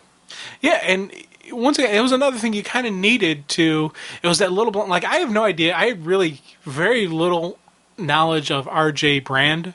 So I like the fact that they introduced him here. They mentioned how, he was the most successful human industrialist to ever live. And he was kind of like the sponsor behind the Legion who came back to time to pick up the young Clark Kent, the young Superman. And you see this lengthy, especially because this is going to play out in a future story, giving you some basic background information for later on in the story if you didn't know the history of the Legion, if you're not familiar with who these people are or how they're connected to Superman. Right here, you get a nice, quick, updated, but it's not just an update blah blah blah story, because it leads to a really cool moment. Because this is though answering our own questions here. If you take a look at the story, one of the interesting parts is the recent wave of xenophobia and the temporary disbandment of the Legion had a lot of us fearing the worst because so many of the Legionnaires had disappeared. So this obviously takes place post that situation, but the museum's been updated with that information. Yeah, so probably because when Superman came back, he revigorated the support of the Legion. But it isn't enough to make it universal across the board. Right, but it is enough in the Superman Museum. Because Superman came back and said, hey, these are my friends, these are my people, and this is who we are. And the one thing I gotta say I really loved was, while this is going on, while he's talking about the Legion, we get the moments where Prime starts looking around. He starts scanning with his X-ray vision, and he sees the Hall of Villains. And he's like, wait a minute, what's this? And he immediately takes off flying into the Hall of Villains. And he's looking around, Luthor, Doomsday, Brainiac. Where am I? And the new version of Brainiac. Look, it's the new version of Brainiac. Yes. So it's a cool thing where we have this usage, as I said, a lighter bit kind of story. It's a background story, but it fuels right into what's going to be a monumental turning point in this story, because it's Prime looking for himself, looking for his own representation in the Hall of Villains, and it's not until he does another scan with the X-ray vision that he sees himself put away in storage in a storage closet, hidden in the back in the shadows, not forefront, not in the upper ground, that he's like, wait a minute, this is wrong, what is going on here? Which, of course, Olsen adds to the fire even more when Olsen's like, "Oh, him? Oh, he's nothing. He was just a minor inconvenience. That's Mr. Loser there holds up the big, L, saying he's barely worth mentioning. Kid Flash came and smacked him around a little bit, then Sodom Yacht beat him up, and Superman took him out. Oh, he was nothing." And Prime is just sitting there, wait, this isn't how it happened. And it was awesome because they completely twisted the story. They show Connor Kent kicking his butt and stopping him before he could do any serious harm. Hello?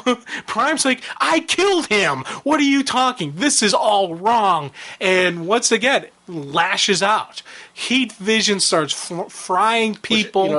And I love that because his lashing out at Superboy, Connor Kent. Yeah, who he killed. He killed Connor. And in this history books, history is remembering that Connor beat him. I love that his statue is where it is because they're waiting for Neutron to come back from the paint shop. Yeah.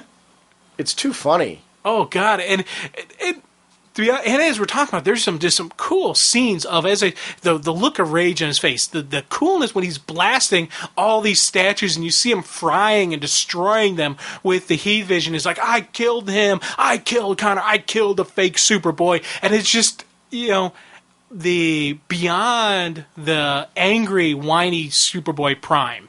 This is a full-on rage. And when the science police show up to stop him, I was like, oh man, I feel bad for you guys. And personally, I like the fact that they mixed it up a little bit. I was expecting another heat vision blast because he seems to favor burning, but this time he went old school. He went with the frozen breath, freezes them in their place, boom, and then foot stomp to crash the ice. I was like, oh, classic, awesome, just nice use of just a wide variety of the power. And what I loved about it is he did the foot stomp so that the actual shockwave would shatter the ice into tiny pieces. Oh, yeah. Very cool. Once again, and it's funny because we're talking about a foot stomp and just the art. I'm saying it is kind of cool to see because they had a nice little solo panel of the foot, and then you see the of the ice crashing. And I was just like, and you got a security guard just like, oh, what's going on here? Just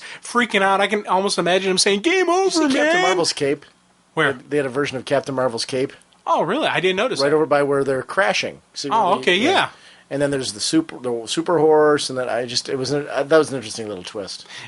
Just actually throughout this, there's a lot of little stuff, but once again, even more, we see more of the rage of Superboy Prime as he's blasting the Legionnaires, saying, "I'll destroy them all, the United Planets, every one of them, I will kill them all." And it's this classic Superboy rant, but Olsen takes it as he's asking him a question. But like that, which Legionnaire's your favorite? Yeah, I hate them all. I want to destroy everything Superman has inspired.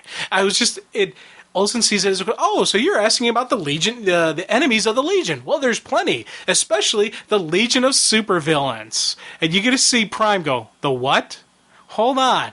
Go back a second. Tell me about these guys. And I was eating that up just because it's another Superboy Prime rant that turns into a story element. And I was just like, nice. It's just a cool usage of it, a cool usage of the holographic Olsen, which I'm like, good job, Jimmy. In a way, you're helping the bad guy, but it's not really Olsen, it's just a computer program, so you can't blame the guy too much.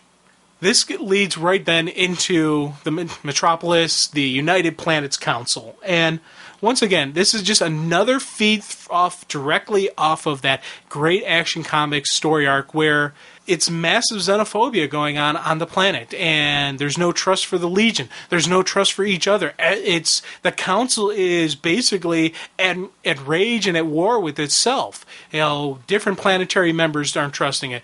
The twin planets, and I'm drawing a blank. What's their name? Winath. Thank you. Winath is, many twins died, and you know what happens when a twin doesn't have their counterpart. You've seen the devastation of that. And it's just little bits that are just building, and you can see Saturn. That was the home of Lightning Lad and Light Lass. Right. And their brother. And their brother, Lightning Lord, who doesn't have a twin, and because he doesn't have a twin, that's basically part of his birth into being a supervillain. So it's little stuff like that it's like, okay, you're seeing more build off of what the problems that Earthman caused, what the problems that that Action Comics story arc had, and it's the council's falling apart. Saturn Girl is just like, this is impossible. There's too much emotion going on. You get to that point where they're at a breaking point. Everything's about to explode, and there's nothing they can do, and they can't, stop it, prevent it, and it's falling apart right in front of them. And you could see the desperation in their eyes. Garth is, Garth, he's a little bit of a hothead. Even Kaz is like going, oh, crud, what do we got to do? Come on. Saturn Girl, she's at the end of her ropes, and this is, you're seeing the desperation, and I loved it. I was just like, it's some of the artwork on this, the facial expressions, even if you didn't know the history, because I'm not a huge Legion expert, but you could see the desperation, you could see the despair, you could see the rage. Especially when they're being told to grow up. Yeah. Which is like a huge slap to the face. We grew up defending you. Yeah, and they threw their lives on the line. And how many Legionnaires have died in the line of duty? And they're telling them to grow up? What the heck? How many times have you risked your life for a total stranger? And I was eating it up. And, this segues back to the Legion lab. And we have a couple Legionnaires in the Phantom Zone, and they're looking for someone. And it was funny because the first thought that did pop in my head was maybe Chris Kent is who they were looking for. Well, I was totally thinking Mon-El. Well, I immediately after, once I saw who they were pulling, I go, okay, Jim, you're an idiot. But I was, for some reason, I was like, man, that'd be kind of cool to have Chris Kent in this or show him. But it is Mon-El. And I love seeing, though, like Zod, the new versions of Zod, Ursa, and all them. Yeah. Being a part of all this. Yeah. That, it's, once again, and even in the Hall of Villains, they showed the new version of Zod, the new version of Ursa, and the new version of, what's his name? The silent one. Nan, thank you. Because they showed him with the scars around his head where he got the lobotomy done and all that type of stuff. So they're pulling it straight from the Action Comics story arc, straight from, the Last Son of Krypton story arc, and also same thing with Mon-El. We saw him there, so this is another tie-in to that really cool current story arc today. And I like the fact that the Legionnaires went in there with a mission. They had to save one of their own, and they had to pull out Mon-El, because Mon-El got trapped in the Phantom Zone during the Action Comics story arc, or am I misremembering? Well, but he had been out with the Legion for a while. Okay. Because at this point, remember, he knows her. Right. So he got somehow put back in there. See, I thought it was Earthman trapped him back in there. Right. So that I'm sorry. The Action yes. Legion. Yeah, okay. Yes, I'm sorry. No. You're 100% correct. Okay. I thought you meant way back. No. I was thinking, in the original Action Comics when he was originally put in there. I thought you were forgetting that he's part of the Legion. I apologize. No, that's you're 100% correct. Okay, it was when Earthman put him there. Yes. Yeah. So once again, another tie-in to that really cool story, and they of course are able to free him because they're the Legionnaires. You watch out. You take care of your own. You go and save him. But I laughed out loud as they're pulling him out. Zod's like, yeah, at last, freedom! As he's flying out of the Phantom Zone, following him, and like, let's just blast the thing, and it's like, or not. But, again, Brainy's like, I could have just turned it off. But in a very cocky sense. Yeah. And I like that about this, because this is Brainiac. Brainiac is very cocky. Very much into his own self. Even when he's talking about the anti-lead serum, because there's lead all over the lab, which is obviously going to be like kryptonite to Mon-El. I'm going to re-administer the anti-lead serum that I alone created. Yeah, it's brainy. And now here's the thing I'm wondering. The anti-lead serum, is that something that he would constantly have to get re-inoculated with, or is that something you get inoculated with it, you have an immunity then, if your immunity wears on, you got to re-administer? How does that work? I thought they made it more permanent. It's been so long, and I've read such Broken Legions. I thought they did something more permanent with it, but I know there was a long stretch where he had to be inoculated. I'm not 100% sure on that. Yeah, I'm not either. So I know the lead vulnerability didn't go away. That was a part of that. That's his whole planet. So yeah, I don't know on that one. So I don't know if it was because he went back into the Phantom Zone. That wouldn't make a whole lot of sense, though. Yeah, see, it could be. Well, going back from the Phantom Zone could have maybe cleared out his immunity, so then they had to re-administer it or something like that. Is how I kind of took it, maybe, or maybe it's just a constant. It needs to be updated every, it wears off eventually. It's not a immunity. It's kind of like an inoculation, and every so often you got to update your inoculations. You got to update, what you're resistant to. So it's kind of like his version of the flu shot. So he needs them, periodically just to keep up his immunity, but. Once again, though, we have this cool sequence with him, but it's another flow-through, because as they're sitting there over Mon-El, as they're sitting over saying, hey, all we need is just Sunboy. He can really recharge up his batteries. You see this Brainiac. Sunboy's in no condition to help anyone. And it's... Well, after the manipulation that poor guy went through in the Legion arc, the dude was really violated. His powers were used in such a way, and he wasn't allowed to turn off. And I like the fact that we see that this wasn't just a physical burnout of a constant running power, but it was a violation. He was manipulated, used, abused. He was turned into a giant generator kind of thing to alter the sun, to fuel, fuel Earthman's little conquering of the planet. And something like that would have a major effect on a person. It's...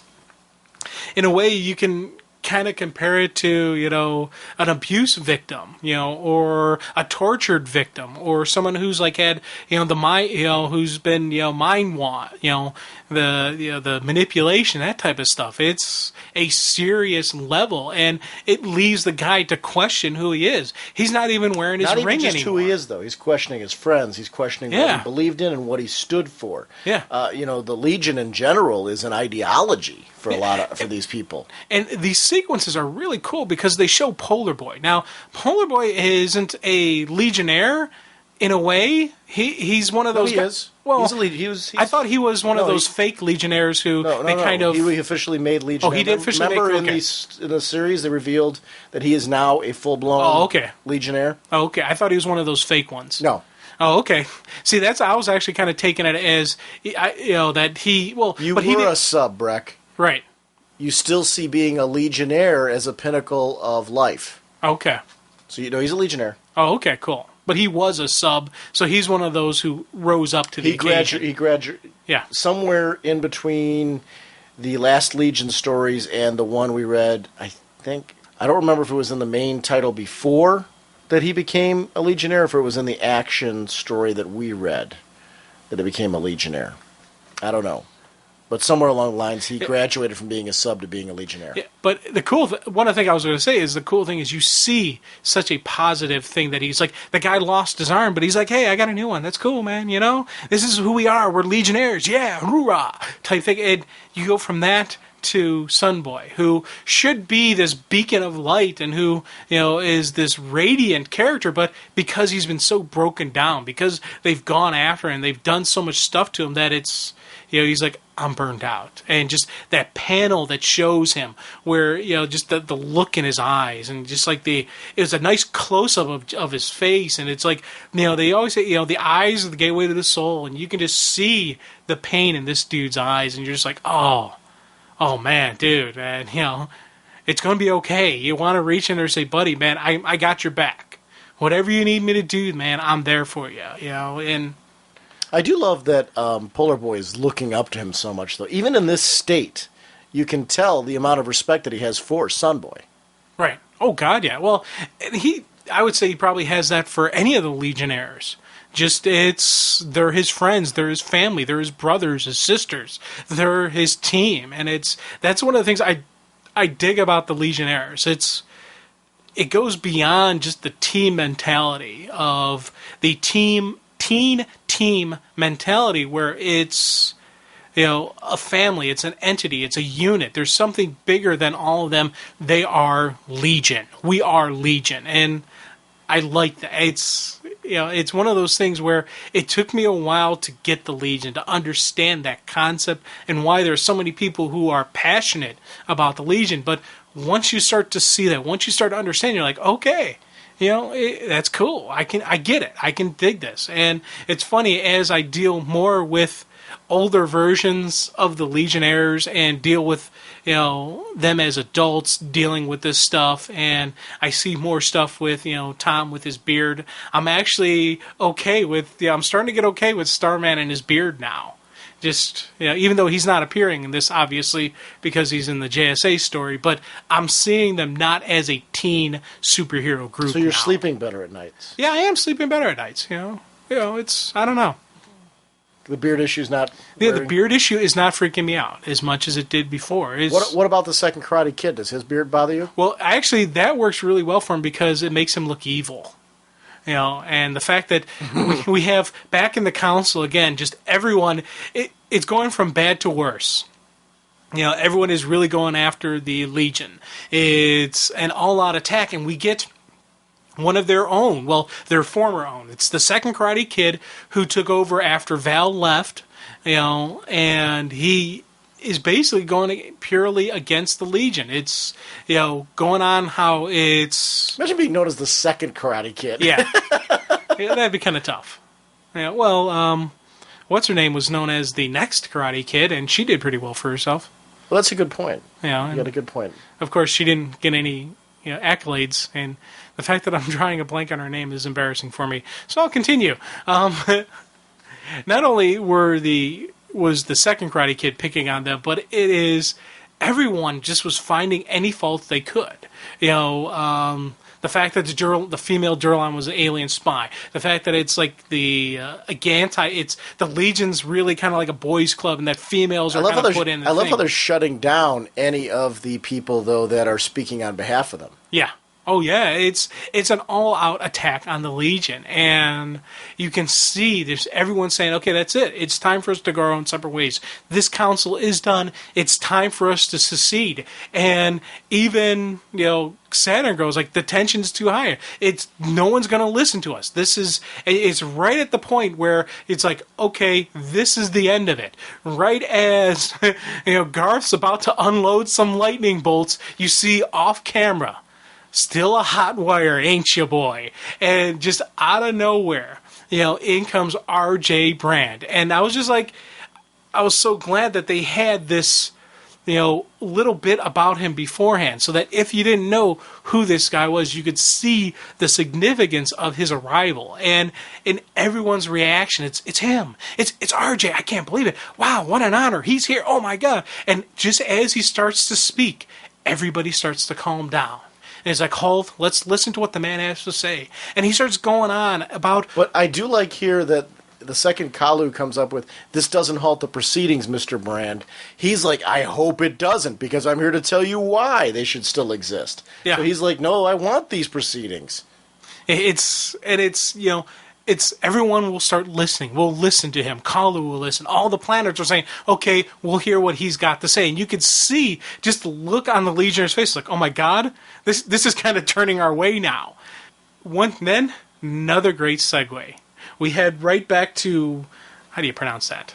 Takron Galtos? Thank you. Takron Galtos, the prison planet in the galaxy. And this is a cool sequence in that we see Superboy Prime attacking the planet, but it's not just him attacking. It's while it's going on, Olsen is telling Superboy Prime at the Superman Museum about the Legionnaire, the Legion of Supervillains, about the prison planet. You see that this is how Prime got all his information. He even makes comments right where Olsen said they would be. And it's Prime attacking the planet. And it was just a cool segue of, because you see this kid's power levels. The guards are throwing everything they have at him, but it's Superboy Prime. You have nothing that can touch this kid. And Prime is going after, of course, the trinity of the Legion of Superheroes. Lightning Lord, Saturn Queen, and Cosmic King. And as Prime is explaining who these different people are, what the significance of them is, it's a cool revelation. Because you see the old picture, the young picture of them, then you see them currently locked up in the prison. They're older, they're a little bit more disheveled. Cosmic King has his full beard as compared to being completely clean shaven before. But the thing that I thought was the coolest, and I gotta admit I didn't see this coming, was when Prime first breaks out the Lightning Lord. He's like, "You're Prime.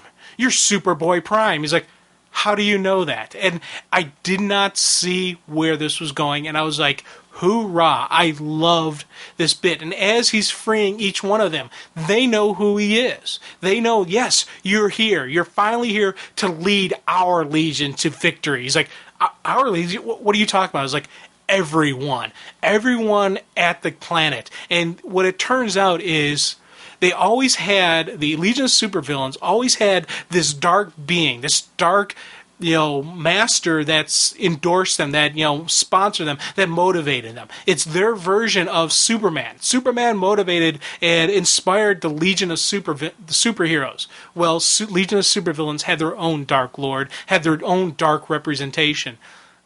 Personally, people, I kind of thought maybe it was either Luthor, maybe it was, Darkseid. No, their motivation was Superboy Prime. And that revelation for me was just like oh, that is just sweet. That is outstanding.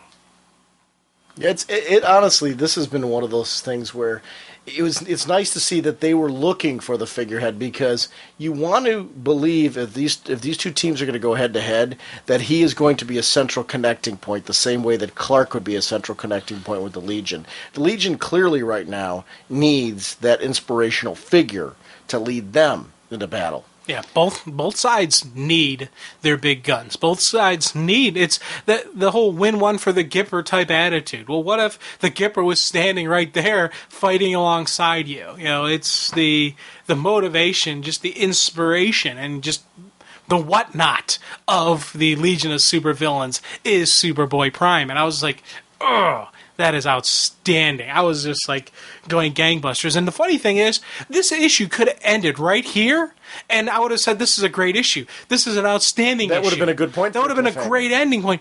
But we're not done yet. There's still more story. Back at the council, we're seeing that RJ is having this great calming effect. Things are starting to go their way. It's one of those moments where like, wow, this may actually go our way. This is good. And of course, in any classic comic book, when things look like it's going good, something horrific happens. And this comic does not fail to produce a, oh my God, I can't believe they just did that moment. But here's the problem. He was the only beacon of hope at this point of keeping the Legion together. He was the only one, they were, everything Lightning Lad was doing was just making it worse. It was when he came out that all of a sudden people started actually listening and actually considering. And that was the interesting part with where this goes now. Oh, yeah. Because now this piece, this glue that was giving them an opportunity to grab a hold of people and lock them in. Yeah, and right as things are going great, up shows Leland McCauley as he comes out of the crowd out of nowhere, and it's kind of neat because Saturn Girl didn't sense him coming, pulls out a gun, bam, blasts RJ Brand. Dude goes flying, everyone's like, oh my God, no, stop him. Lightning, Garth just opens up a quick, energy blast to the dude's chest, as they start scrambling to RJ. Doctors swarm down, but it's too late. It was a death blow, and really cool, awesome death scene as he's lying there, blood, kind of gushing out, and his last words, long live as he dies, right before he can get out Legion. I was just like, oh, that was I dig that. I have to say, it was a cool. You kind of saw it coming just because everything was going so well, but it was still a neat, tie-in and nice, way to kick this story up a notch. But the death of RJ wasn't the only thing. We learned something that is going to add further fuel to the fire and further problems with the xenophobia that everyone is facing as the dying form of RJ shifts to his natural form, a Durlan. So the most successful human industrialist wasn't from Earth, and it was like you can just see people, oh my God, he wasn't, what Alan, which of course was McKellen's, he was, I guess, his arch rival, and I'm assuming throughout old stories, I don't really know who this guy is, but just from this couple pages of seeing him, you could see he had a long feud with RJ. He probably was a lengthy battle with him going back and forth. Who is the most successful human industrialist? Well, Leland got his final revenge saying, see, I am the most successful human, not him. He's not human. And as everyone's swarming in on the guy, Garth's got him in his grasp and looks like he's ready to fry the dude. He just starts rapidly aging, and his body just deteriorates right there in Garth's hand. And over the shoulder, kind of watching the whole sequence, we see once again the Time Trapper. So obviously he was playing the guy. He was probably promising him immortality, maybe youth. Who knows what he was promising him, but you got to kill off the guy because he's now a liability. He did what he wanted. He further destroyed the trust and the faith in the Legion. He further destroyed their belief system. RJ was their motivator. RJ was their coach. He was the guy who kept them in play, kept them in check. Well, now he is gone. He is dead. Not only that, but it was a giant lie. So adding on to the problems they're facing, adding on to this anti-Legion fever that's going on there, is this great massive deception that has been going on for years. And I was just like, oh, really cool, just dissecting and breaking apart of a team. And that's the funny part. You go off to this figurehead who is their financial source, too. Because for the longest time, he was the reason the Legion had the money to do the things that it did. Now, the aftermath of RJ's assassination is just, really kind of huge because, one, the science police swoop in saying, turn over your rings. It's complete breakdown of the council, and Kaz is like, that's it. I've been raided for hours. I'm not going to stand it anymore. And he opens up, which I thought was kind of interesting considering the whole time Garth was wanting to fly off the handle, wanting to fry people. It's Kaz who actually makes the first attack, who does the first action against them. But it's even goes beyond that because we start seeing the news articles forming. Questions about RJ. Questions: is he the father of the chameleon boy who was the longtime Legionnaire? Anti-sentiment towards Legion, anti-sentiment towards Alien starts going on a rise again because of this deception.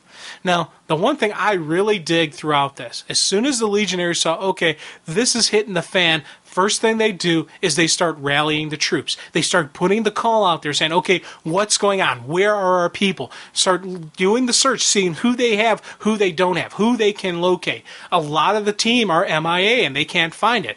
Next thing you know, they're starting to get kicked off of planets. They're being asked to leave. This is the Legion of Superheroes, the people who've dedicated their lives to saving the innocent. Do you think this is the real RJ? That's the question I was going to pose. I don't know. Was that? Was it all along RJ was a Durlan, or was it something else? Right. It's interesting. But part of me thinks, it was the real RJ because of his final words. Because when... Yeah, you have a point there. Because you think about it, Except part of me thought, too, that just to be honest, that might have been a smokescreen to even further take suspicion off him. But I see your point. I do see your point. As the team is trying to rally and they're trying to refocus and regather their people, they do have a little moment where it's their final farewell to RJ. And the individual members of the Legions are like, hey... this is it. We're done. The council's ordered us disbanded. People are kicking us off planets. Nobody wants us. And it's the fact that RJ's in his death. His final words were, "Long live the Legion." RJ believed in them. He believed what they stood for and why they need to fight on. And it's that kind of that motivation. It's that rally. It's the win one for the Gipper attitude. And I loved what they did with Brainiac, because the Colon race basically disavowed him and said he's an inferior intelligence to us now. Won't acknowledge his intellect. They're like, Brainy, here's your chance to prove them wrong.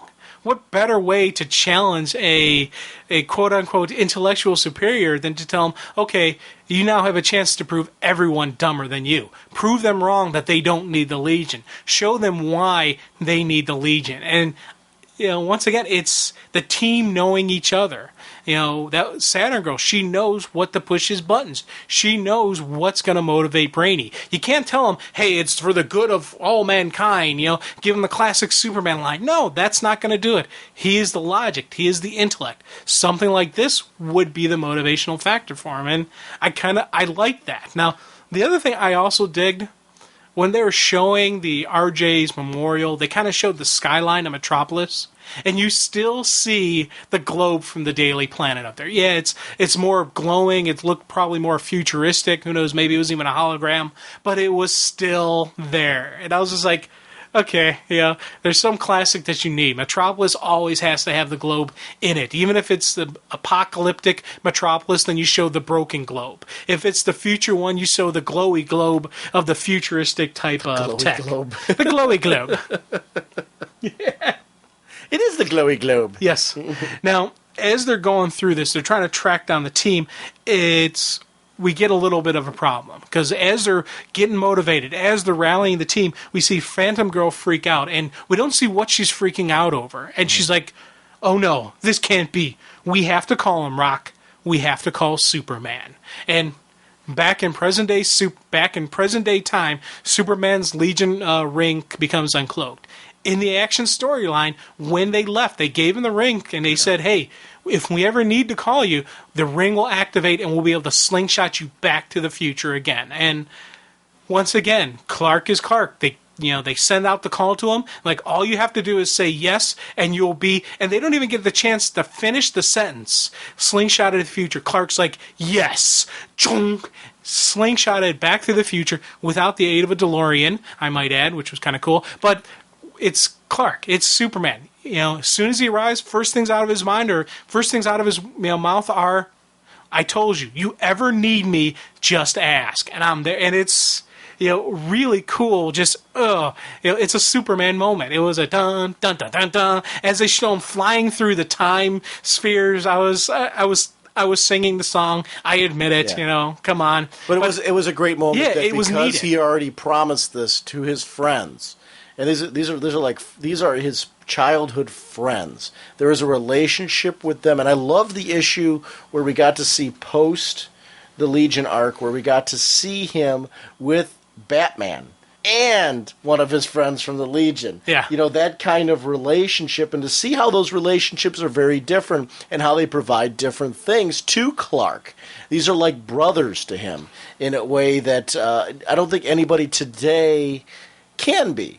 Yeah, because when you grow up with somebody, there is a different sort of relationship. I love that. It's just well, these are the childhood friends of Clark Kent, and we all have those childhood friends. I get groups of people that I don't see them on a daily. I see them maybe once a year, if that much. But I know for a fact that when I saw them, I'd be like, "Hey, how's it going, buddy?" Yeah, it would be back to that same set. And I also know that if they ever need anything, all they'd have to do is ask, and I do it for them. I've gone a couple of years with, and there are people out there that I haven't seen for years, but if they were to call me up on the phone right now and say, Jim, I need some help, I'd be there for them. Just because back when I was a little whatnot, these were the people who had my back. And these were my friends that, it's that bond, and it's, there's something about your childhood friends that you would do anything for. And it goes beyond just, the say, they were like, there's something about it does go beyond, Yeah.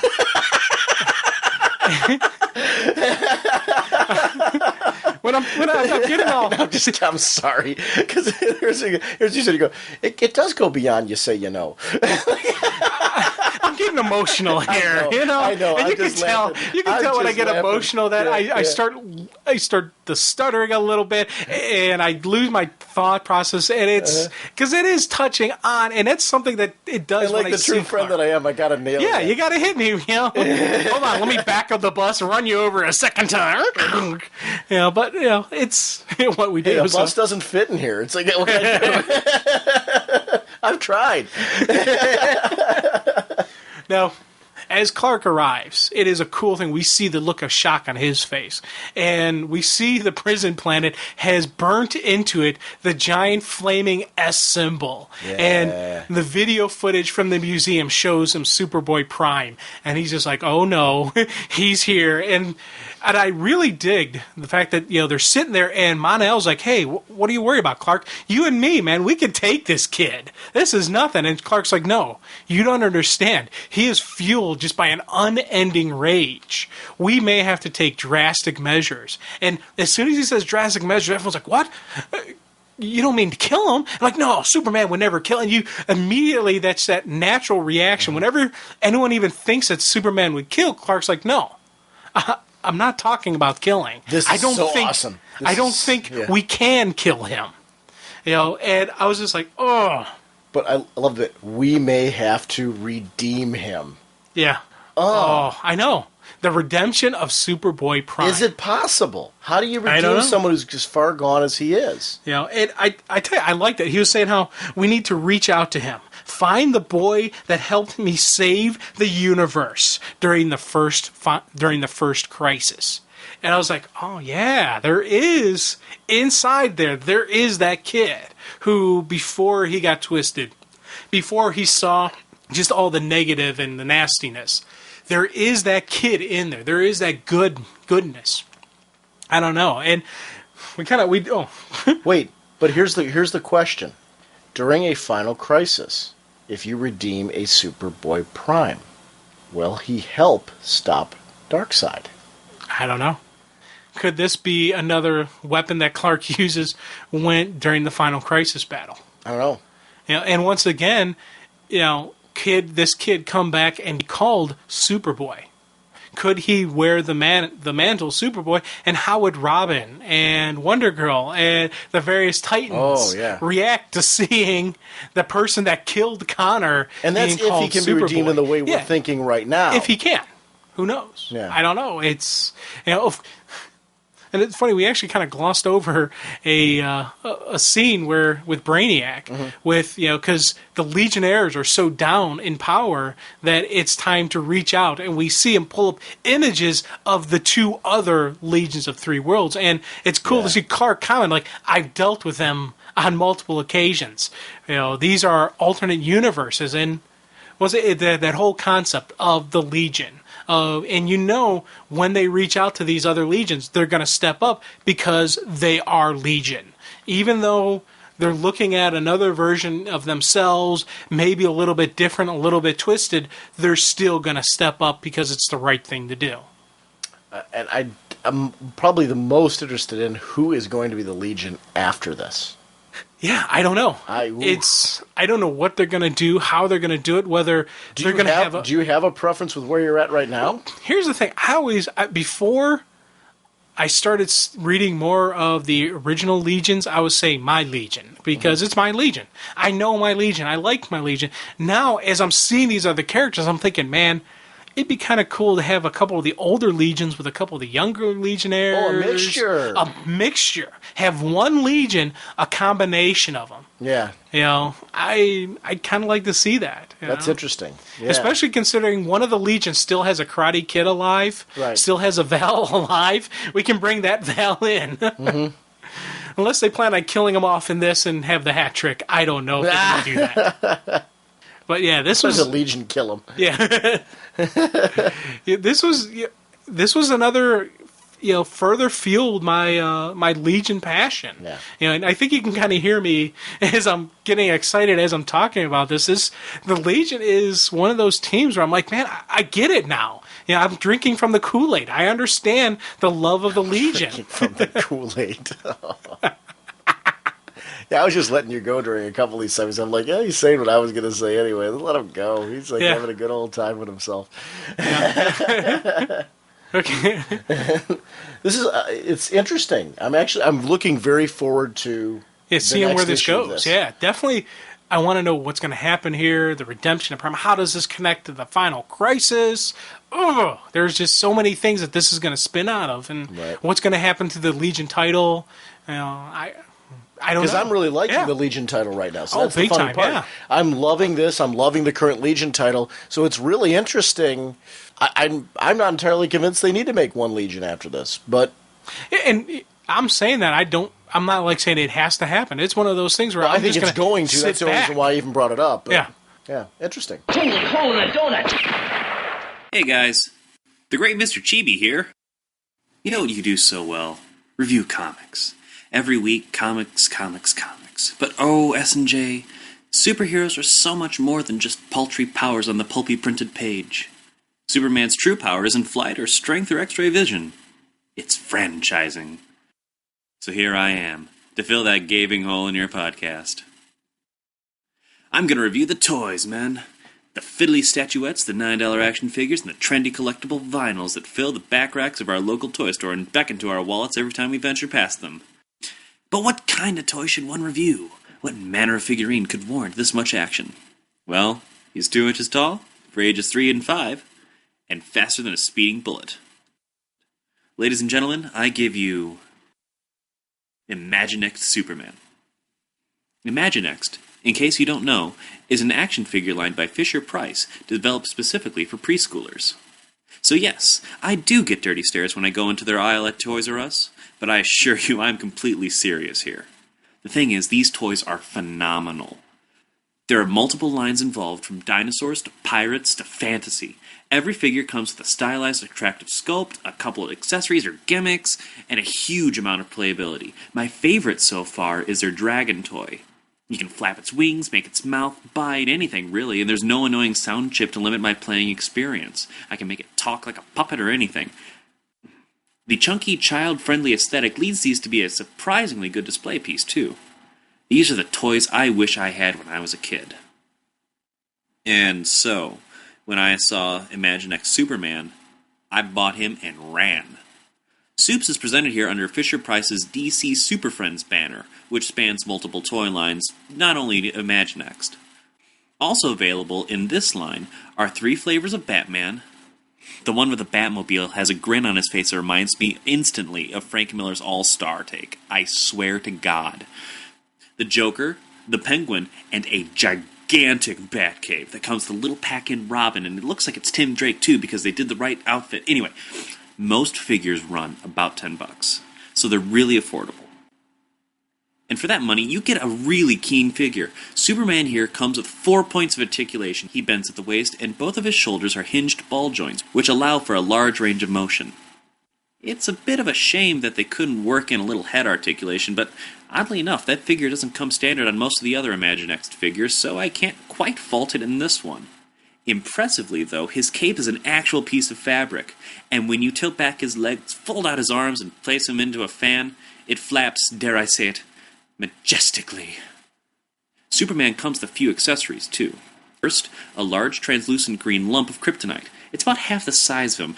A thing like that would kill him if he got close to it in the comics.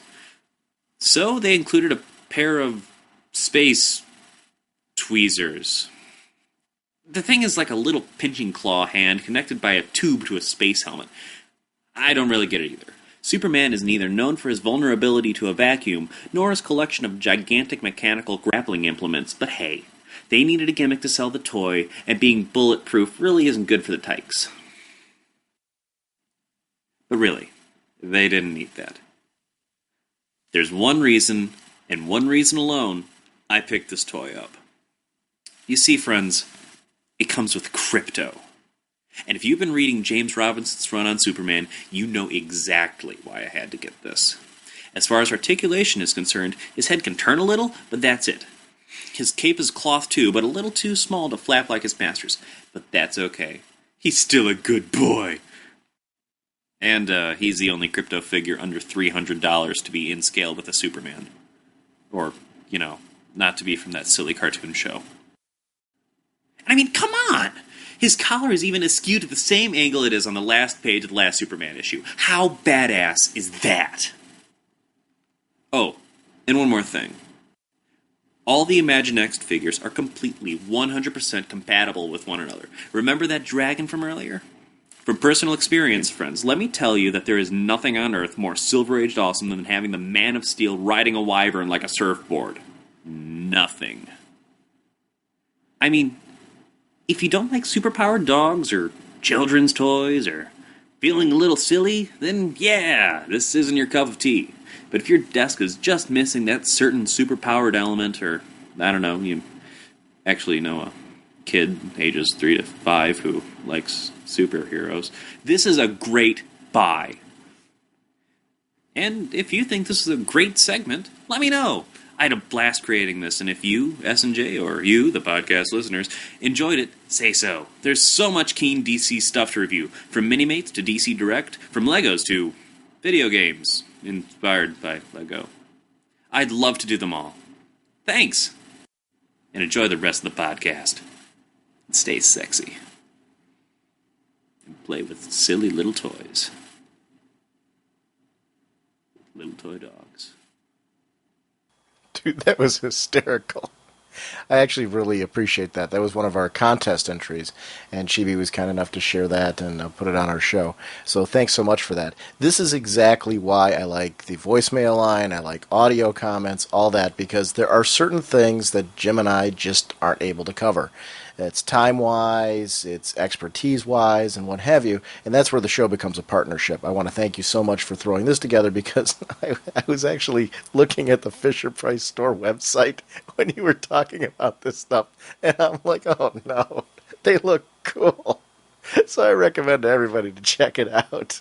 Just do a search for Imaginext Super Friends, and they do look really cool. So thanks so much for that audio comment. Jim, we have our contest winner, and this is an ongoing contest. Remember, everybody who's entered, your entries stay in there. So I'm going to keep all the entries in there contabulated. No, I'll keep everything that people have been entering and adding into there, and I'm going to keep putting the stuff on the website that you're doing. But keep sending in entries, because the more you enter, the more chances you get for this. Our winner was Simulated Stereo from the forums, actually. Woohoo! Congratulations. I was pulling names out of the hat, and we ended up getting up with him, so it's great. We had a lot of entries, though. So yeah. Simulated Stereo, you'll be our first winner. You get to pick our October book of the month, which will be airing in November. And then remember, we'll be doing the same thing with our December book of the month. That will be airing then in January. So we're going to keep doing this. It's going to be an ongoing thing. We want you guys to help drive that. So I'll be getting in contact with Simulated Stereo, and we will get that going. I'm going to pick a few runners-up. I'm going to go through Chad's books. I'm going to start bundling them. And I'm going to pull people that are runners-up in the sense that they're still going to stay in the contest for picking our book of the month, because that's really, I think, why people are entering the contest. But I'm going to pick random runners-up too, and I'll let Simulated Stereo pick from this too, who get to pick from Chad's little grab box of things that he cool. sent. So I'll try to bundle things together.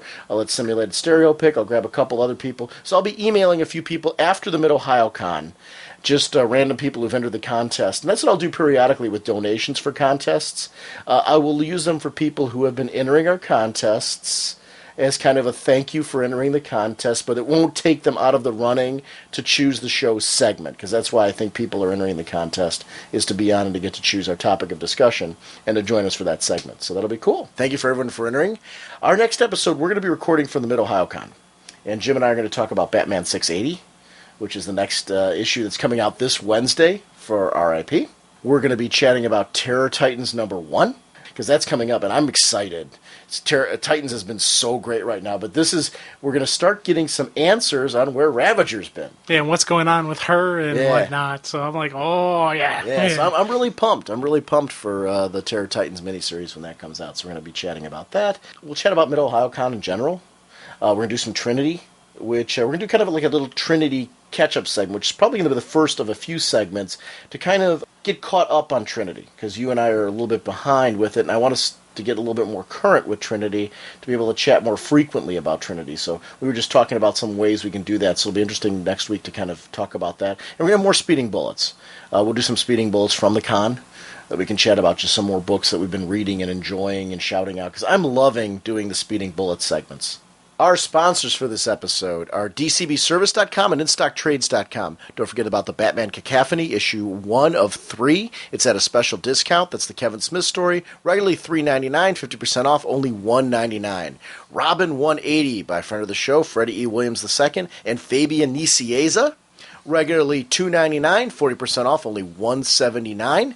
Jim, you wanted to... And always just remember, under the Hero Initiative, it's other comics, independents, but it's not under H for Hero Initiative, it's under T for the Hero Initiative. It's a collection of the classic Stan soapboxes from 1969 to 1980. It's, a benefit for the Hero Initiative. Plus, it's a very interesting an interesting look at comics at that point in time in history, because it's, whether you're a comic fan, historian type thing, this is a cool present, nice collected trade, first time ever. Pick it up, the Hero Initiative. Whatever your shipping preferences, whatever your bag and boarding preferences, DCBService.com accommodates your collecting needs. Don't forget our In-Stock Trades book of the month for September is 7 Soldiers of Victory, Volume 3. Regularly $14.99, 47% off, only $7.94. We will be covering that not next week, but the week after. Batman the Black Glove hardcover, regularly $24.99, 37% off, only $15.74. InStockTrades.com is your source for your collected edition needs. Thanks for supporting us, DCBService.com and InStockTrades.com. And Jim, we're going to close out this show. Our blooper reel is going to be a few listener voicemails that you and I have a chance to comment on real quick. So that'll be our closeout today. See you next week. Bye. Hey, Sean and Jim. Don Sanderson from Orlando, Florida. Long time no talk to. I've started listening to your podcast again religiously, despite the length. I'm listening to it everywhere I go in the car now. Pretty much not listening to any music on my iPhone anymore or my iPod. But it's just been great to get reunited with you guys, and I've been buying lots of comic books lately, and it's been a lot of fun. Top books that I'm reading are JSA, JLA, and Trinity. They're really all amazing storylines and great art, and I'm having a ball. But I wanted to mention, not necessarily about comic books, but in the DC universe in general, the last episode of Smallville, the season premiere of the eighth season, just amazing. And it's looking like Smallville is going to really top itself out this year with something to send us off with, as it's the last season most likely. But just really great with the Justice League in the first episode. Clark's gone to Metropolis. He'll be working with Lois now. He's taking on the Clark Kent persona that we all know and love, and it's very exciting. I even hear members of the Legion of Superheroes are going to be in this season, so lots to look forward to. And if you didn't see the season opener of Heroes last night, wow, just the most amazing TV on right now. So definitely want to check that out as well. Anyway, hope you guys are great. I am.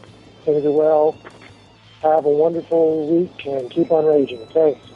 I think I've said this to you like every single time after we've had a voicemail. This is cool. This is why I love this. Yeah. This is exactly what we haven't talked to Don in ages, and Don sent us audio comments in the past and things like that. So Don, it's great to have you back. Thanks for listening.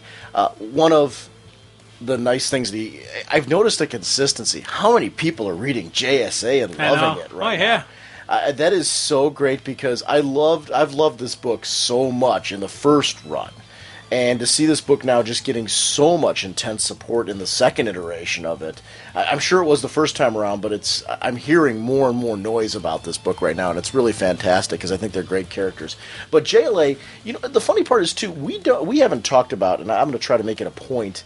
If I don't do it in next week's Speeding Bullets, I'll do it in the week after, to talk about JLA again a little bit more, because I am really loving what Dwayne McDuffie's doing over there. And I think we haven't really talked about this book enough, because it's been a ton of fun. I love the team and the dynamic and the mixture of that team. So I'm glad he threw that one out there as well. And Trinity, the buzz with Trinity again. I'm glad to see the weekly series, this one in particular, just getting a lot of attention because this has been stellar. And we both are loving Trinity, and it's one of those things where I wish I could just talk only about it because it is what I want in a weekly comic. But that's why we're going to do kind of a catch-up segment next week. There's so much out there, and it's I know. And JLA, come on, it's But I think what'll be nice is so after we get caught up with Trinity, we'll do a couple of segments where we do like these mini segments to get caught up. I think we can keep doing regular mini segments revolving around Trinity to stay caught up with it and chatting about it more often, but not quite as full blown, so that we can kind of keep things spread out a little bit,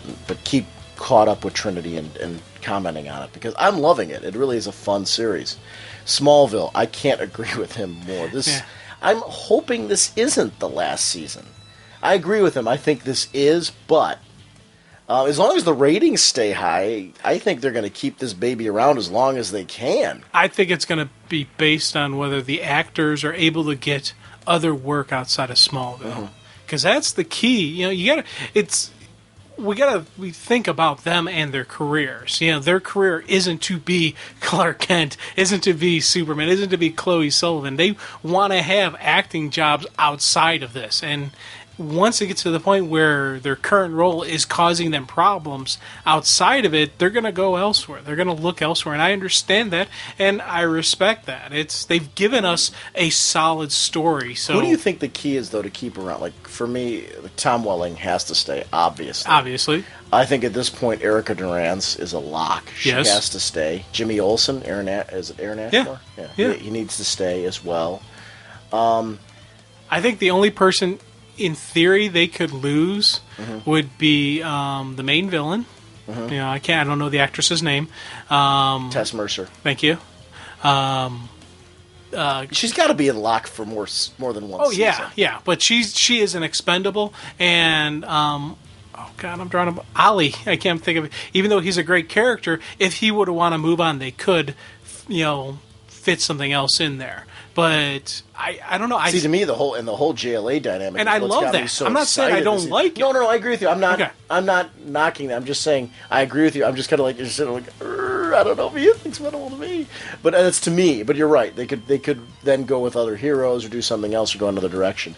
I don't know.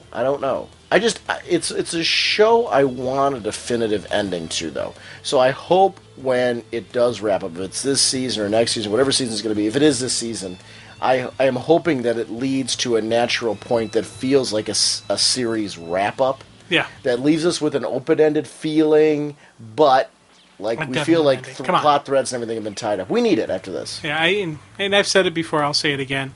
I want to see him in the tights. I want to see. You know what? I do too. I do too. I don't think we're going to see it, but I do. Even if they don't show him in the full tights, if they show him just open up his shirt, and you see the S, and you see it's he looks at Chloe and goes, "It's time."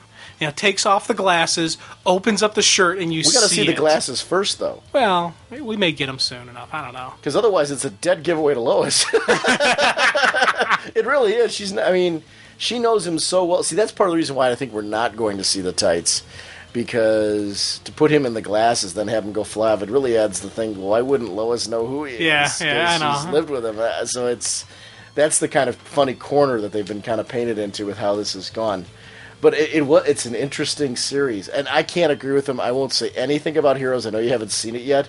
I loved the 3-hour spectacular that they had, though.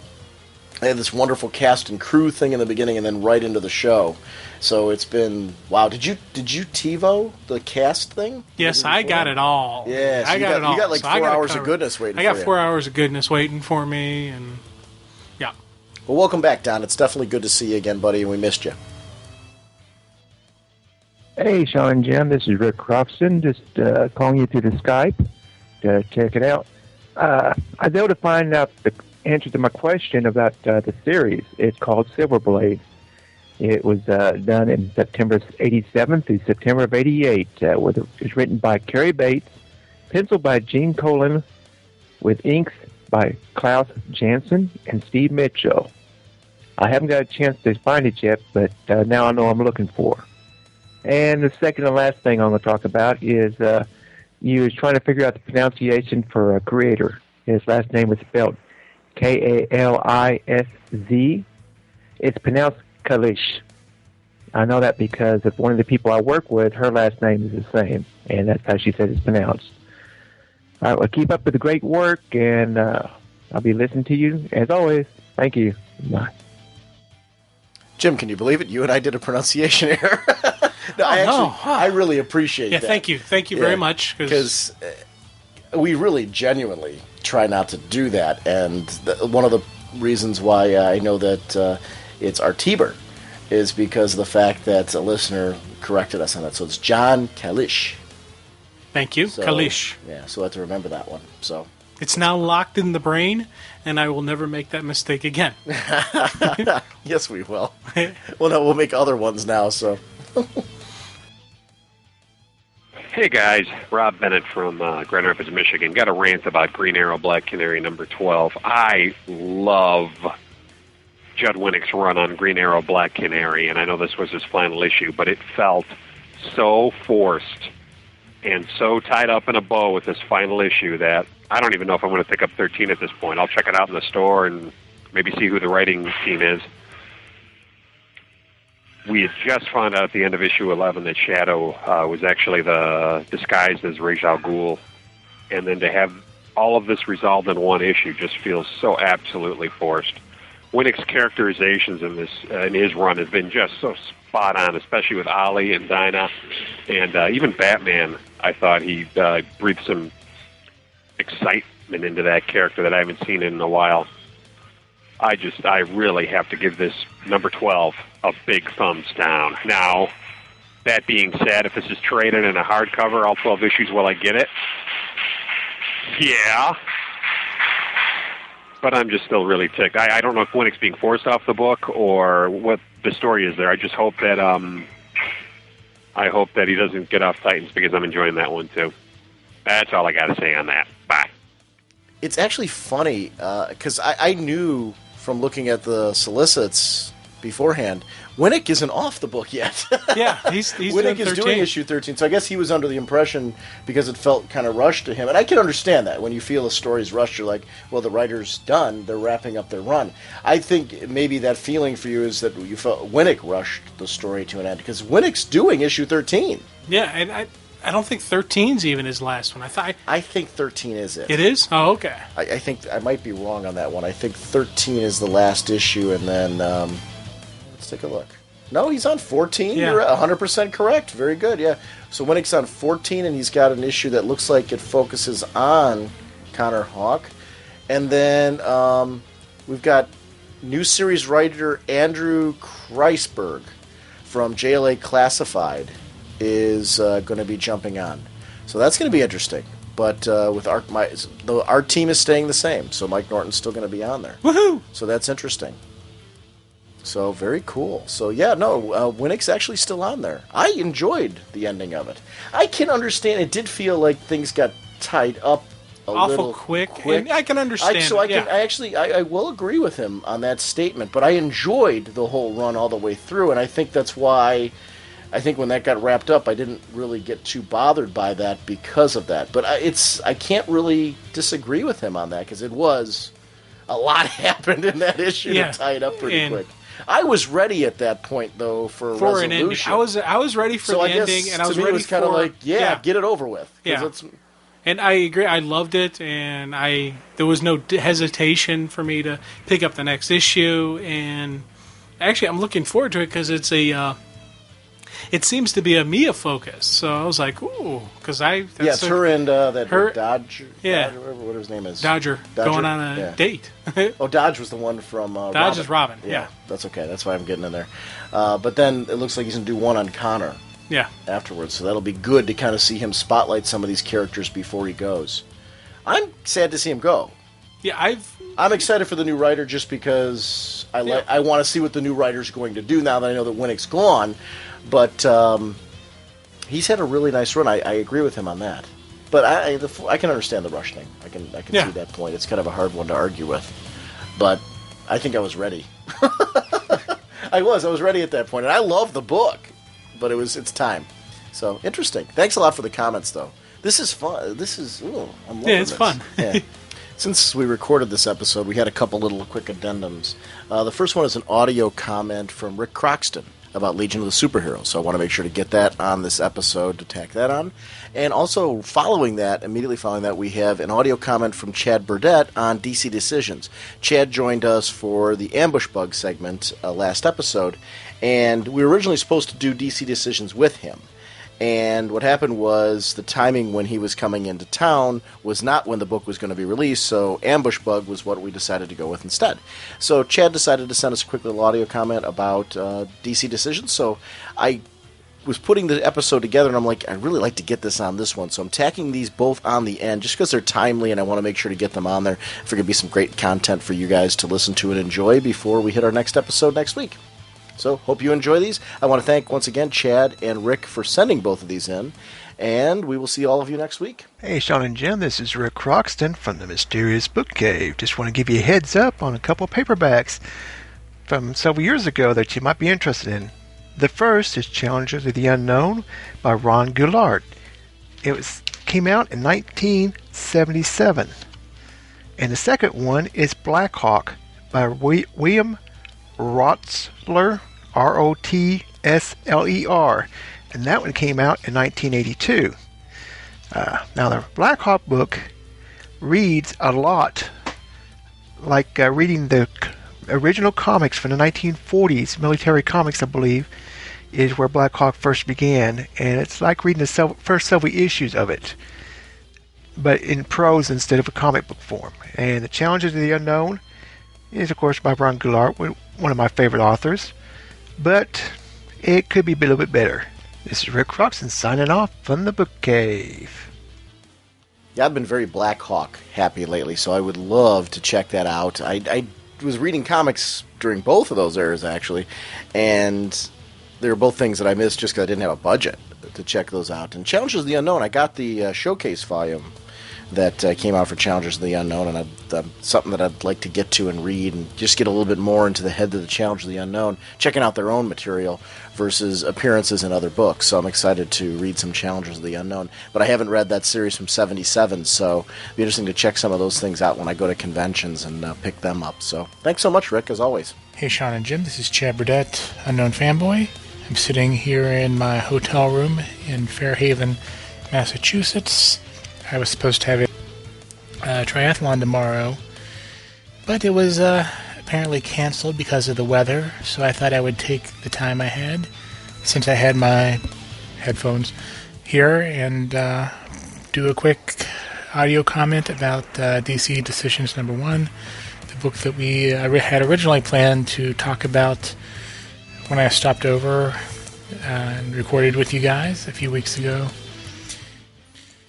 So when I first saw this story, one reason why it appealed to me is because my education, both graduate and undergraduate, are in political science and with a focus on American institutions and elections.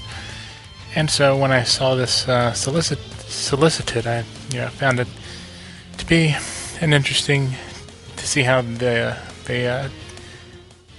take that they did on the whole comic book superheroes and politics. And so the basis of the story is that supposedly there is somebody who is trying to kill the candidates during the primary, which kind of seems odd to me, being as it is a 4-issue series, that they would have it set during the primaries instead of before the general election, just to cut down on the number of candidates.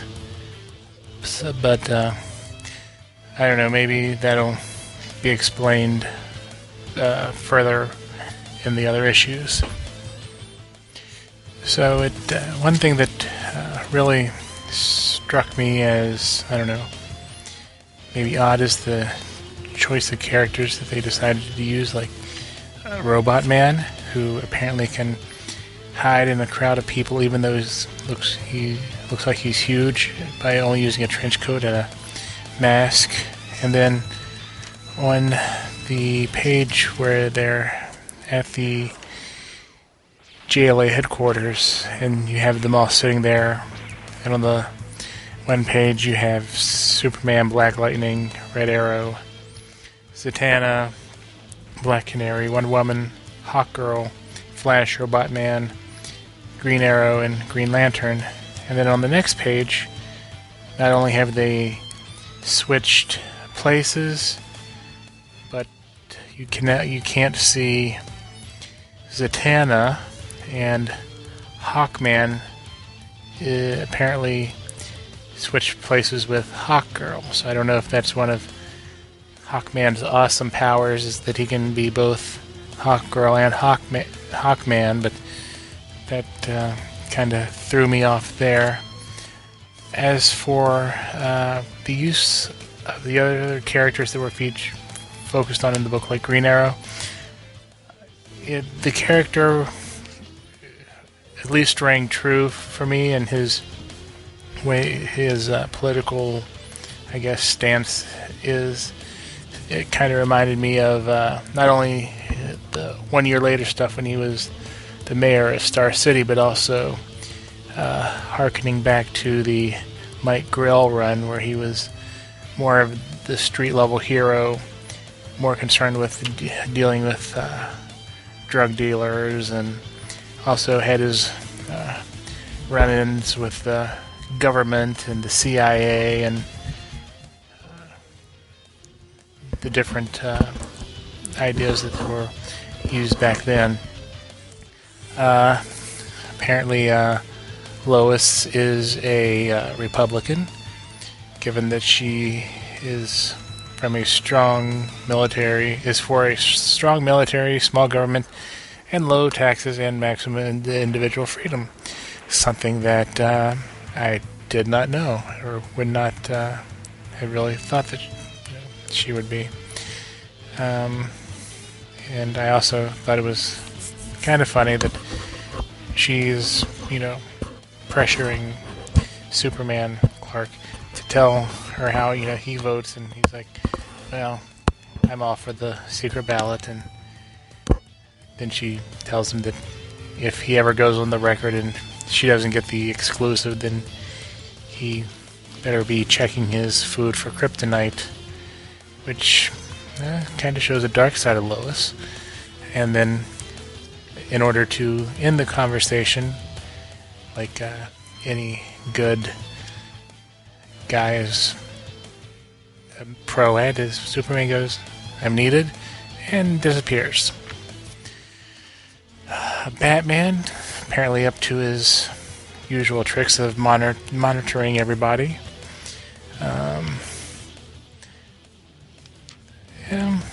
Then we go to Robin and Robot Man are trying to figure out who the villain is that is apparently manipulating the campaign staffers in order to try to blow up or kill the different candidates. And while we don't find out who any of the possibilities are, which, again, given that it's a 4-issue miniseries, then not really sure how they plan on pacing out the story. But I did find it funny how Robin goes, well, we have to narrow down the possibilities into probabilities, and we have to, remove those who are absolutely known to be deceased. And Robot Man goes, careful, a lot of those guaranteed to be absolutely, finally, completely dead guys have still come back to bug me. Which I kind of got a chuckle out of. Other than that, it'll be interesting to see who the villain actually is. That's the one thing that kind of, I don't know, has me leery about the whole series. Is I don't know if it is going to be one of the more familiar villains of the universe that we know, or if it's going to be something else. I mean, I've racked my brain up and down, and I really can't think of anyone who would be a good villain in this situation. I also found it kind of humorous, Hal's reactions to Ollie and his endorsing the candidate, and kind of reminded me of the Green Arrow, Green Lantern series, where Green Arrow was the social do-gooder and Green Lantern was the by-the-book type person. So, moving on. Next, I am going to talk about the art. Alright, with the art, I really wasn't impressed by any of it, really. I mean, going back to the page where they're on the satellite, the one page where Hawkman mysteriously appears out of nowhere. That picture for me is a little rough, because even though it's at a distance, then there's not a lot of definition. Black Lightning looks like he's been taking steroids. Again, the blocking of the characters is different from the previous page. And Superman's cape looks kind of off. It looks like it's drooping just a little bit. Like I said, wasn't that impressed with the art. Although the one picture of Superman flying off after trying to avoid Lois's question is pretty cool. I also didn't know that Lois Lane wore glasses, and she looks like a totally different person in that panel where she's talking to Perry White than the panel where she's pressuring Clark about who he votes for, and that if he does come out and endorse somebody, then she better get the exclusive. One thing that kind of drew me to this book was the fact that it was being written by Bill Willingham and Judd Winnick. I mean, Bill Willingham had some great politically themed stories in his Fable run. So like when Prince Charles was running, not Prince Charles, Prince Charming was running against old King Cole for the mayor of Fabletown. Then those were some pretty interesting issues there, and full of some political intrigue, plus even before and after that with the whole, running how Fablestown was run, and just stuff like that. And Judd Winnick, did a good job on Green Arrow on the previous Green Arrow series, and especially during the 1 year later storyline where Ollie was the mayor of Star City there for a while, and he also was run on Checkmate. So I guess I'm still kind of interested in to see where they're going with this story, and how they're going to end it within the 4-issue series, and if this story will have any lasting effects on the DC universe as a whole. Maybe whoever wins is the real baddie of Final Crisis. I don't know. I remember Dan DiDio said in one of the panels, I believe it was, I forget, they said that the purpose of this book was to get people to think. And given the first issue, I'm not really sure if they're going to be able to pull that off. It looks like the next issue is going to be some Green Lantern versus Green Arrow, which hopefully will recall some of the stuff from the old series, or maybe the Green Lantern looks like it is Guy Gardner. So who knows with Guy? I'm thinking that who knows. Guy Gardner's always a wild card. I don't know. I'm just kind of interested to see where they take this story and how they take the theme of politics and use it in the DC universe to create a story. And probably after this series wraps up, then I will definitely send in another comment giving my thoughts on the series as a whole, and whether I liked it or not, and whether it met the goals and expectations that I had for it. I guess that's it. Until then, I'll get off here, and as we were talking when I was over there and we were talking about Ambush Bug, that person he woke up in bed with was Dumb Bunny, who I last remember seeing in Animal Man in comic book Limbo. So apparently somehow she made it out. So anyway, guys, keep up the good work, and I will be probably talking to you guys again soon. Talk to you later. It was funny that Jim and I actually really got a lot out of this one as far as thinking of it.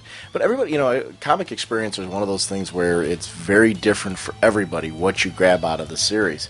When he was talking about the odd character of Robot Man, one of the things that I liked about that is it kind of added this whole universe feel to the story, which I think is really important anytime you're doing something this big. And another thing I was thinking of when he was just chatting through there and talking about lasting effects, I'm kind of curious if, this goes and leads to an election in the 4-issue series, are we going to get a new president for the DC Universe out of this story? Somebody that we're going to see in the universe beyond this tale or not? That would be, I think, something interesting to come out of it. We'll have to find out. It's definitely an interesting story, and thanks a lot to both Chad Burdette and to Ric Croxton for those audio comments to wrap up the show. Thanks a lot, guys.